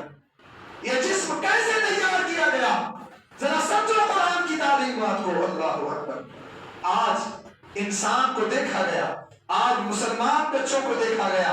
اللہ اکبر. جن ماں باپ کا انہیں مرہون منت بننا چاہیے, اللہ اکبر, آج اپنے ناز و نعم پر, اپنے صحت و سلامتی والے بدن کے بعد اور اپنی ذہانت کی بنیاد پر ماں باپ کا مذاق بنایا جا رہا ہے. اللہ اکبر. ماں باپ سے اونچی آواز میں باتیں کی جاتی ہیں, ماں باپ سے دوبارہ سوال پر اللہ اکبر ناراضگی کا اظہار کیا جاتا ہے. اللہ اکبر. حضرات محترم یاد رکھو کسی بھی اعتبار سے تم اپنے ماں باپ کا حق ادا نہیں کر سکتے. اللہ اکبر. جب تم حق ادا نہیں کر سکتے تو کتنی بھی کوششیں کر لو, اللہ اکبر, کوئی حق ادا نہ ہوگا. جب حق ادا نہیں ہو سکتا تو پھر اللہ اکبر اس حق کے معاملے میں ناانصافی سے کیسے کام لیتے؟ حضرات محترم ایک حکایت بیان کی گئی. بعض مصنفین نے اس کو لکھا. اللہ اکبر. ایک شخص نے 7 مرتبہ اپنی والدہ کو کندھے پر بٹھا کر کے حج کیا. اللہ اکبر. 7ویں حج کے دوران خیال آیا کہ کیا ممکن ہے میں نے اپنی ماں کا حق ادا کر دیا. 7ویں حج کے دوران اس روایت کریمہ میں بیان کیا گیا. اللہ اکبر.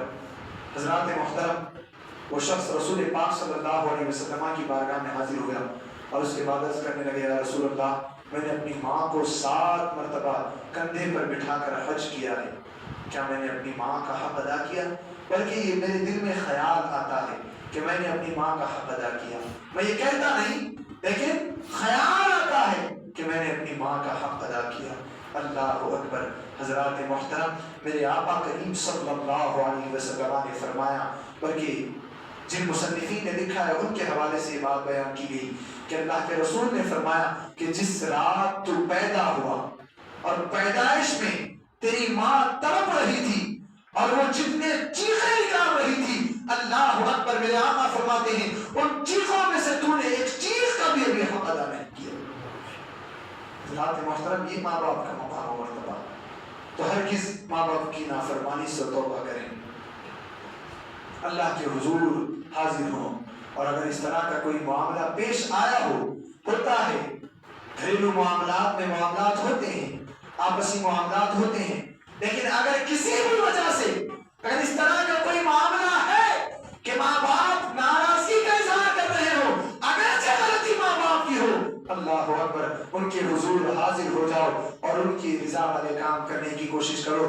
حضرات محترم، اس لیے کہ اللہ کے رسول نے فرمایا ماں باپ کا نافرمان اس شب میں بھی اللہ کی رحمت سے مایوس ہو جاتا ہے، اللہ کی رحمت سے محروم ہو جاتا ہے. حضرات محترم، بہت بڑا گناہ ہے، بہت بڑا گناہ.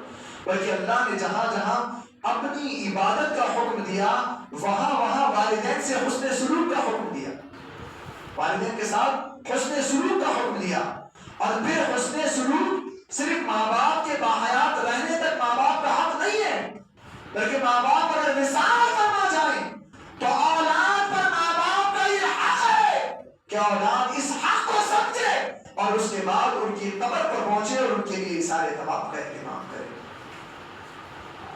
حضرات محترم، یہ چیزیں ہمیں اپنے بزرگان دین کی تعلیمات میں بھی ملتی ہیں. کئی بزرگوں کے حوالے سے کہا گیا، بڑے بڑے اکابر اولیاء کرام، حضرت بایزید بستامی کی والدہ نے کہا تجھے سارے کمالات میری وجہ سے ملے. اللہ اکبر. بایزید بستامی ابتدائی دور، بلکہ تابعین کے بعد کے دور میں غالباً یا تابعین کے دور کے بزرگ ہیں. حضرات محترم، المختصر، والدین کی رضامندی کا خیال کریں. والدین کیسے ہی کیوں نہ ہو، والدین کے نامہ اعمال دیکھ کر ان کا ادب کرنے کا حکم نہیں ہے. اللہ اکبر. باپ اگر نماز نہ پڑھتا ہو تب بھی ایک اولاد کے لیے وہ جنت کا دروازہ ہے. ماں اگر گناہگار ہو، گناہ کرتی ہو، تب بھی اس کی اولاد کی جنت اسی ماں کے قدموں کے نیچے. حضرات محترم، یہ ان کا عمل ہے، اللہ جانے وہ جانے. المختصر، آپ بہترین انداز میں تبلیغ کر سکتے ہیں، عریضہ پیش کر سکتے ہیں عبادات میں سبقت کا. المختصر، والدین کی رضامندی کا خیال رکھیں. پھر اس کے بعد کہا گیا سود خور. سود خور بھی ہرگز آج کی رات میں رحمت الہی سے مایوس رہے گا، رحمت الہی سے محروم رہے گا. حضرات محترم، اس پر سینکڑوں مرتبہ روشنی ڈالی گئی. سود کے اندر بڑا بوال ہے. سود جس طرح سے بھی آئے، میں نے عرض کیا کہ سود کے بارے میں فقہاء کرام فرماتے ہیں، بارہا میں نے یہ بات عرض کی ہے، فقہاء فرماتے ہیں سود لینے اور دینے والا ہی صرف گناہگار نہیں ہے، بلکہ سود کے معاملے کو اگر کوئی لکھتا ہے تو وہ لکھنے والا بھی گناہگار، حرام کام کا مرتکب کرنے والا. سود سے بچو. سود کی جتنی رائج صورتیں ہیں ان ساری صورتوں سے بچو. اور یہ یاد رکھو، مجبوری تمہاری کوئی کام آنے والی نہیں. آج بہت سارے لوگ کہتے ہیں کہ مجبوری ہے، لے رہے. کیا موت واقع ہوئی؟ اگر اس وقت نہ لیا تو کیا موت واقع ہوئی؟ حضرات محترم، اجازت صرف موت کے وقت ہے کہ بندے مومن اگر کسی مال حرام کو نہ کھائے یا پھر حرام چیز کا استعمال نہ کرے اور وہ مرنے والا ہو تو اس وقت بھی فقہاء فرماتے ہیں کہ اتنی مقدار میں جائز ہے جتنے سے وہ بچ جائے. اس کے علاوہ کوئی صورت نہیں ہے سود کے لینے کی یا حرام مال کے لینے کی. حرمت والے مال سے بچو. سود کی ساری صورتیں، اللہ اکبر، یہ جوا ہے، یہ ساری چیزیں حضرات محترم جس انداز میں بھی ہو اتنے رقم دے دی اور اس کے بعد فلاں تاریخ تک اگر نہ دیا تو اس میں زیادتی کے ساتھ کی جائے گی. یہ ساری صورتیں سن کی ہیں. لیکن آج ہمارے معاشرے میں یہ رائج ہو گیا, اسی کو لوگ اپنا کاروبار بنا لیے. لیکن یاد رکھو اس کا فائدہ بڑا نہیں ہے. یقیناً فائدہ ہے لیکن فائدہ بڑا نہیں ہے, اس کا نقصان بڑا ہے.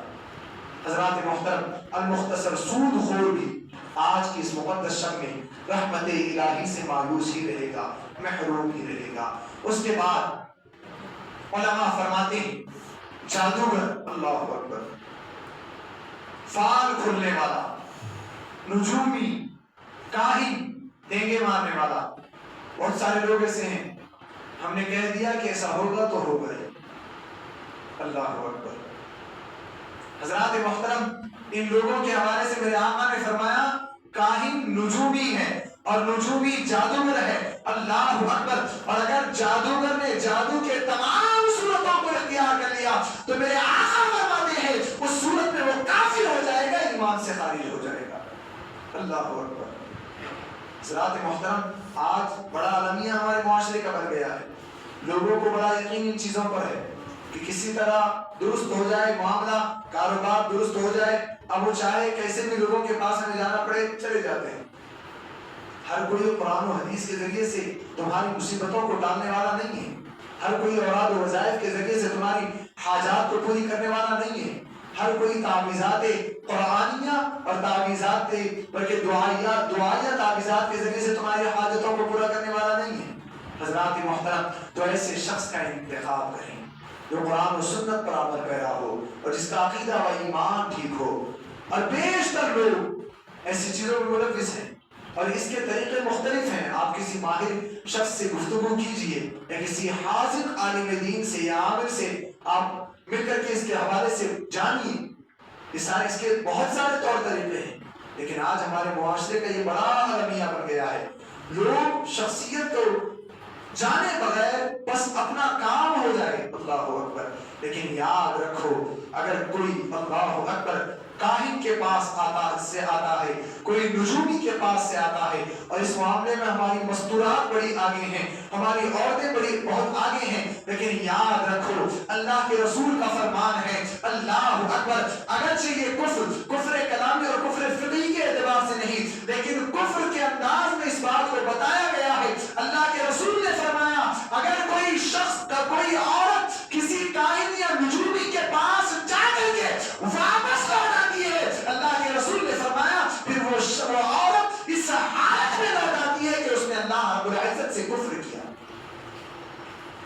یہ اللہ کے رسول کا فرمان. کسی کاہن, نجومی, یہ فال کھولنے والے, یہ پاسے دکھا کر لوگوں کو دھوکہ دینے والوں کے پاس اگر کوئی عورت جا کر کے آتی ہے, میرے آقا نے فرمایا پھر اس عورت نے کفر کیا, اس عورت نے محمد مصطفیٰ کے دین کا مذاق بنایا. حضرات محترم المختصر ایسے اشخاص بھی اس شب آج کی اس مقدس رات میں بھی رحمت الہی سے مایوس ہیں, محروم ہیں. ہرگز ان کی بھی بخشش نہیں ہوگی. حضرات محترم پھر اس کے بعد شراب پینے والا, شراب کا عادی, جس نے عادت بنا لی اپنی شراب. اور فقہا فرماتے ہیں کہ اس وعید کے اندر جو کہا گیا کہ جو شراب کا عادی ہو وہ بھی بخشا نہیں جائے گا, اس کا مطلب یہ ہے کہ شراب کے عادی کا مطلب جس نے 3 مرتبہ سے زائد شراب پی لی. اللہ اکبر. ذرا غور کریں کس وعید کے حقدار ہم ہوتے جا رہے ہیں. کتنا آسان سمجھ لیا ہے قوم مسلم کے افراد نے شراب نوشی کو. اللہ اکبر. اپنے مسئلے اعلیٰ کو یاد کرو, ان صحابہ کو یاد کرو جن پر شراب کی حرمت کا حکم نہیں آیا تھا. اللہ اکبر.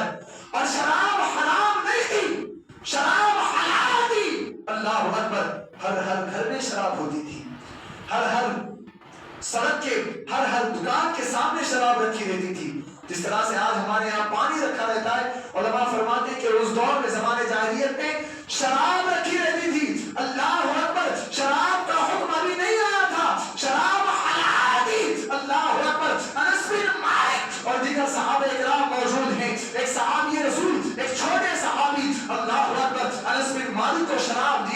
دیگر صحابہ کو شراب دی، شراب کا کاسا، شراب کا گلاس اٹھایا ہے، اللہ اکبر، اپنے منہ تک پہنچایا ہے. کوئی شخص آتا ہے اور کہتا ہے کہ محمد عربی پر آج سے شراب کی حرمت کی آیات نازل ہو گئی. اللہ اکبر، صحابہ نے اپنے منہ سے شراب کو ہٹایا اور اس کے بعد اس کو بہا دیا. اسلام کے ماننے والوں کا وتیرہ تو یہ، اسلام کے ماننے والوں کا عمل تو یہ. حضرات محترم، کتنا مشکل ہوتا ہے ایک چیز جو آج سے قبل اس کی حرمت کا تصور ہی نہیں، تصور ہی نہیں، اور اس کے بعد اچانک کہا جائے کہ یہ چیز حرام ہے.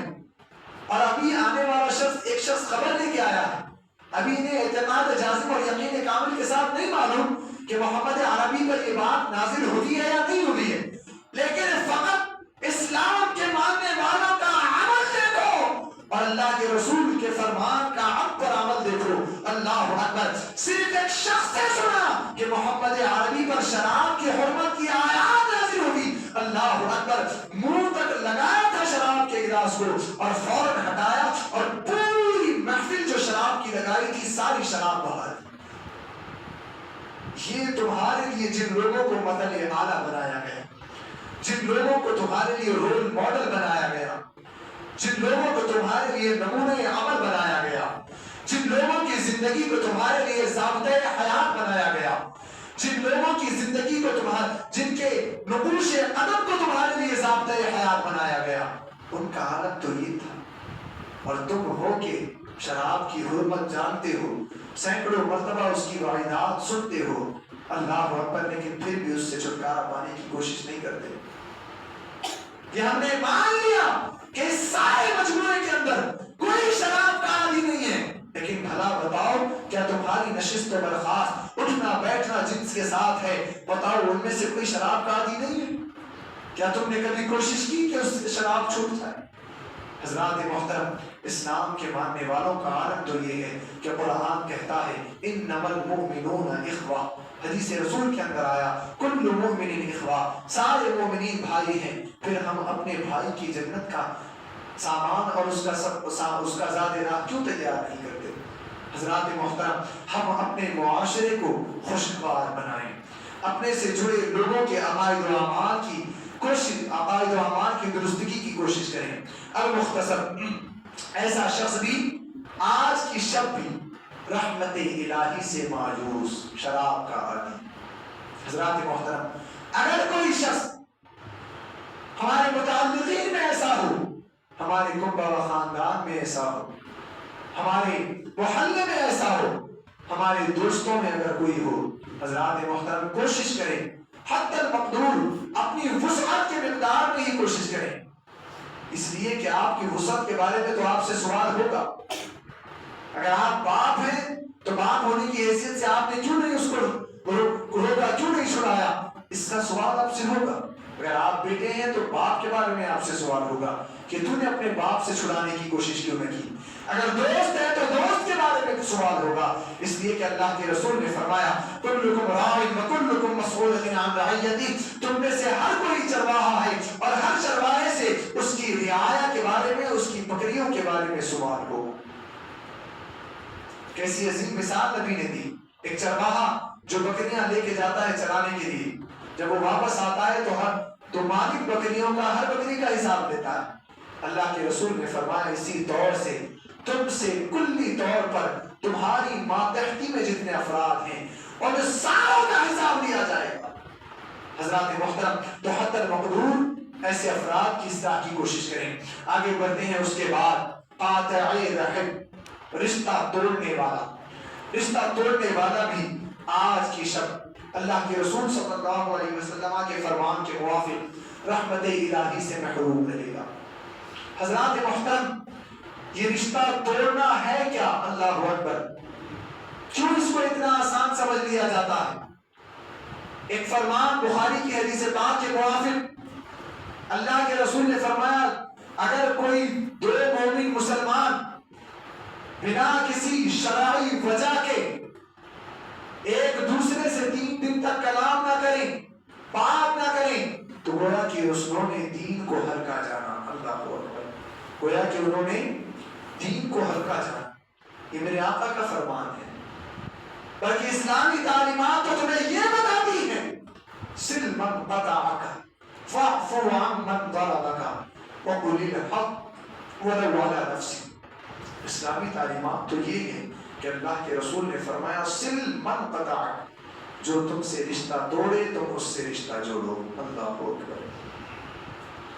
فاعف عن من ظلمک، اللہ کے رسول نے فرمایا جو تم پر ظلم کرے تم اسے معاف کر دو۔ وَقُلِ الْحَقَّ وَلَوْ عَلَى نَفْسِكَ، اور حق بات کہو اگرچہ یہ کڑوی ہو۔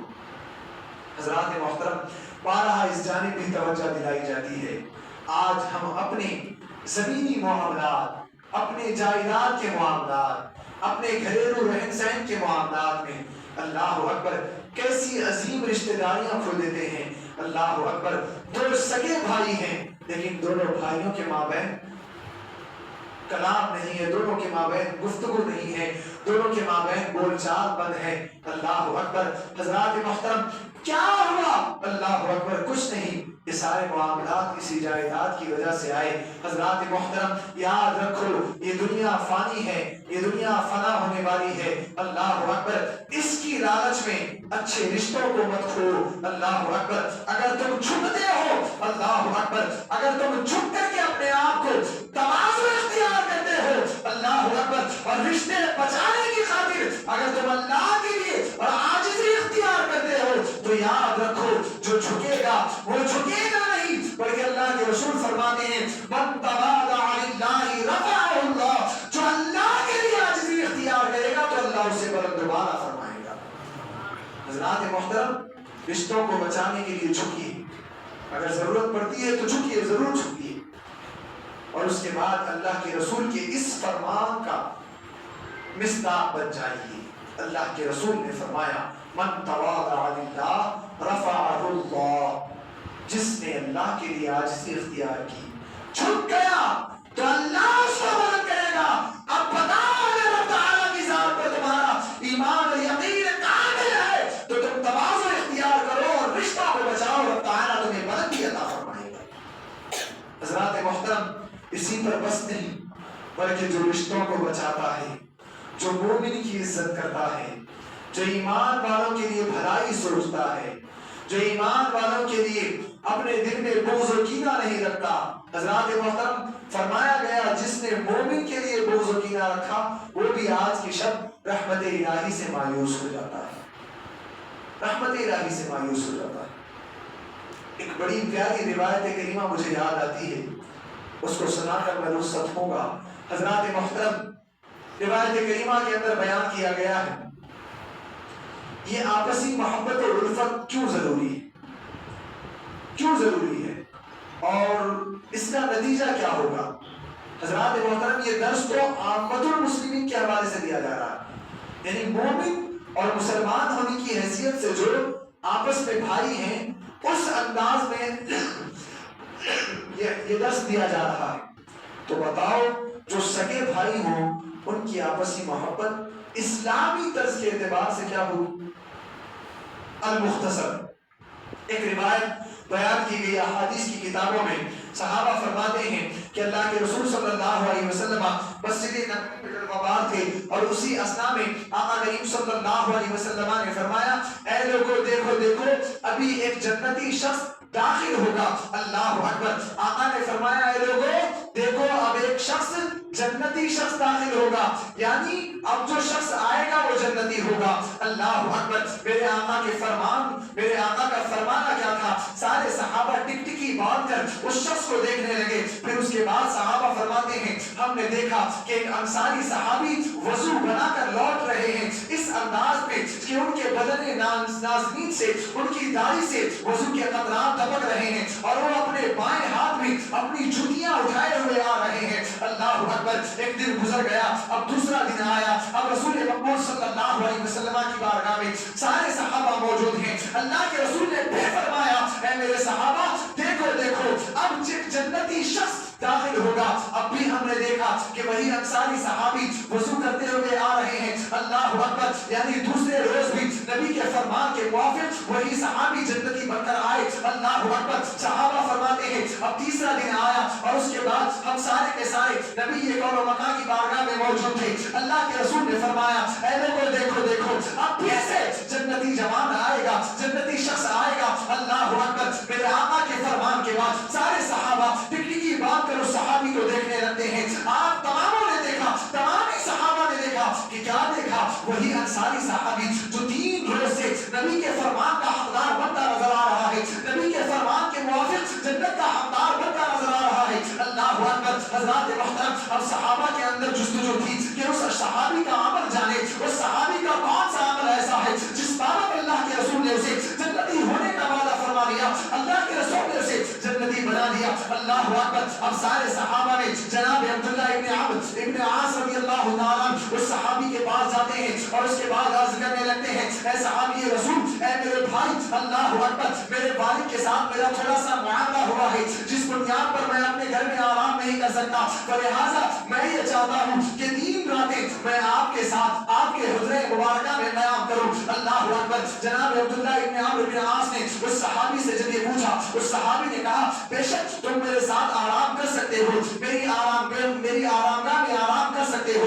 اللہ اکبر. حضرات محترم, جناب عبداللہ ابن عمرو ابن عاص کا اپنے والد کے ساتھ کوئی معاملہ نہیں ہے, بس اس صحابی کا عمل جاننا چاہتے ہیں جس بنیاد پر نبی نے آپ کو جنتی بنایا ہے. اللہ اکبر. عبداللہ ابن عمرو ابن عاص اس جنتی صحابی کے ساتھ ان کی آرامگاہ میں پہنچے. اللہ اکبر. پہلی رات گزری, دوسری رات گزری, تیسری رات گزری. اب عبداللہ ابن عمرو ابن عاص صحابہ کے پاس آئے اور اس کے بعد سارے صحابہ سے عرض کرنے لگے اے میرے اصحاب رسول, اے میرے بھائیو سنو سنو, اس صحابی کا کوئی عمل خاص نہیں ہے, پتہ نہیں رسول اللہ نے کس وجہ سے اس کو جنتی بنا دیا. میں نے دیکھا کہ رات میں کوئی عبادت بھی نہیں کرتا, تہجد بھی نہیں کرتا, تہجد بھی نہیں پڑھتا, قیام لیل بھی نہیں کرتا, راتوں میں نوافل بھی نہیں پڑھتا, راتوں میں قرآن کی تلاوت بھی نہیں کرتا. اللہ اکبر. بس اتنا معاملہ ہے کہ جب کروٹ لیتا ہے تو اللہ کی تسبیح بیان کر دیتا ہے, لیکن ہم تو راتوں میں قیام بھی کرتے ہیں, تہجد بھی پڑھتے ہیں, نوافل بھی پڑھتے ہیں, لیکن اللہ کے رسول نے کبھی ہمارے لیے نہیں فرمایا کہ یہ جنتی ہے. اللہ اکبر. اب سارے صحابہ حیران ہیں, پریشان ہیں. اتنے میں وہ جنتی صحابی کی آمد ہوئی. سارے صحابہ نے بیک زبان اس صحابی سے پوچھا بلا بتاؤ کون سا عمل تمہارا ہے جس بنیاد پر آقا کون صلی اللہ علیہ وسلم نے تمہیں جنتی بنایا. اللہ اکبر. وہ صحابی کہتے ہیں اللہ اکبر, تم سب صحابہ کا مقام مجھ سے بڑا ہے, مجھ سے بلند بالا ہے, مجھ سے عرفہ والا ہے, لیکن مجھے جہاں تک لگتا ہے میرا ایک عمل ہے جس بنیاد پر میرے آقا نے مجھے جنتی بنایا ہوگا. اللہ اکبر. حضرات محترم, سارے صحابہ نے پوچھا بلا بتاؤ تمہارا وہ نیک عمل کیا ہے. اس صحابی نے عرض کیا اے میرے صحابہ, بلکہ اے اللہ کے رسول کے صحابہ, اے میرے بھائیو سنو سنو, میرا وہ نیک عمل نہ نماز ہے, نہ روزہ ہے, نہ نوافل ہے, نہ قرآن کی تلاوت ہے, نہ تہجد ہے, بلکہ میرا وہ نیک عمل یہ ہے کہ میں نے آج تک کسی مسلمان کا برا نہیں چاہا. میں نے آج تک کسی مسلمان کے لیے برائی نہیں چاہی. میں جب بھی دعا کرتا ہوں تو سارے مومنین کے لیے خیر کی دعا کرتا ہوں, اور مجھے امید قوی ہے کہ اللہ کے رسول نے میرے اسی ایک عمل کی بنیاد پر مجھے جنتی ہونے کی بشارت دی ہے. اب سارے صحابہ کہتے ہیں یقیناً یہ ایسا عمل ہے جس کے ذریعے سے بندے مومن جنتی بن جاتا. حضرات محترم, کیوں ہم اپنے دل میں کدورتیں پالیں, کیوں کینہ پالیں, کیوں بغض, کیا ملے گا بغض و کینہ کے ذریعے سے بتاتا ہے, کچھ حاصل نہیں ہونے والا. ایمان کی علامت میں سے ہے کہ ہم اپنے دل کو بغض و کینہ سے پاک کریں. حضرات محترم, تم تو اسلام کے ماننے والے ہو, کیا کہا گیا؟ فرمایا لا يحل للمسلم ان يحب لاخيه ما يحب لنفسه. فرمایا بندے مومن کے لیے حلال نہیں کہ اپنے بھائی کے لیے وہ پسند کرے جو اپنے لیے پسند نہیں کرتا. یہ اسلام کی تعلیمات. حضرات محترم, بے شمار فرامین مصطفیٰ صلی اللہ علیہ وسلم اس ضمن میں موجود ہیں. بس اس شب کا پیغام یہی ہے, اس شب کا نتیجہ یہی ہے. نتیجہ یہ ہے کہ ہم عبادات کریں, کثرت سے استغفار کریں, رب تبارک و تعالی سے رحمت یقیناً آج کی شب میں رب تبارک و تعالی معاف فرمانے والا ہے. اور اگر وہ اعمال میں ہم مبتلا ہیں جو اس رات میں مغفرت سے رکاوٹ بنتے ہوں تو سختی سے توبہ کریں اور اس کے بعد آج کے بعد کبھی ان اعمال کی طرف قدم رکھ جانا ہو. اللہ کی ذات سے امید قوی ہے کہ وہ رب رحیم و غفور ہے، وہ معاف فرمائے گا. حضرات محترم، وقت کی قلت دامنگیر ہے. دوران گفتگو اگر کوئی غلطی خامی ہوئی ہو آپ تمام حضرات کو گواہ بنا کر توبہ کرتا ہوں. استغفر اللہ ربی من کل ذنب واتوب الیہ. مولا میری توبہ کو قبول فرمائیں. جو کچھ بیان ہوا اس پر سب سے پہلے مجھے اور پھر ہم سب کو عمل کی توفیق عطا فرمائیں. وآخر دعوانا الحمد للہ رب العالمین.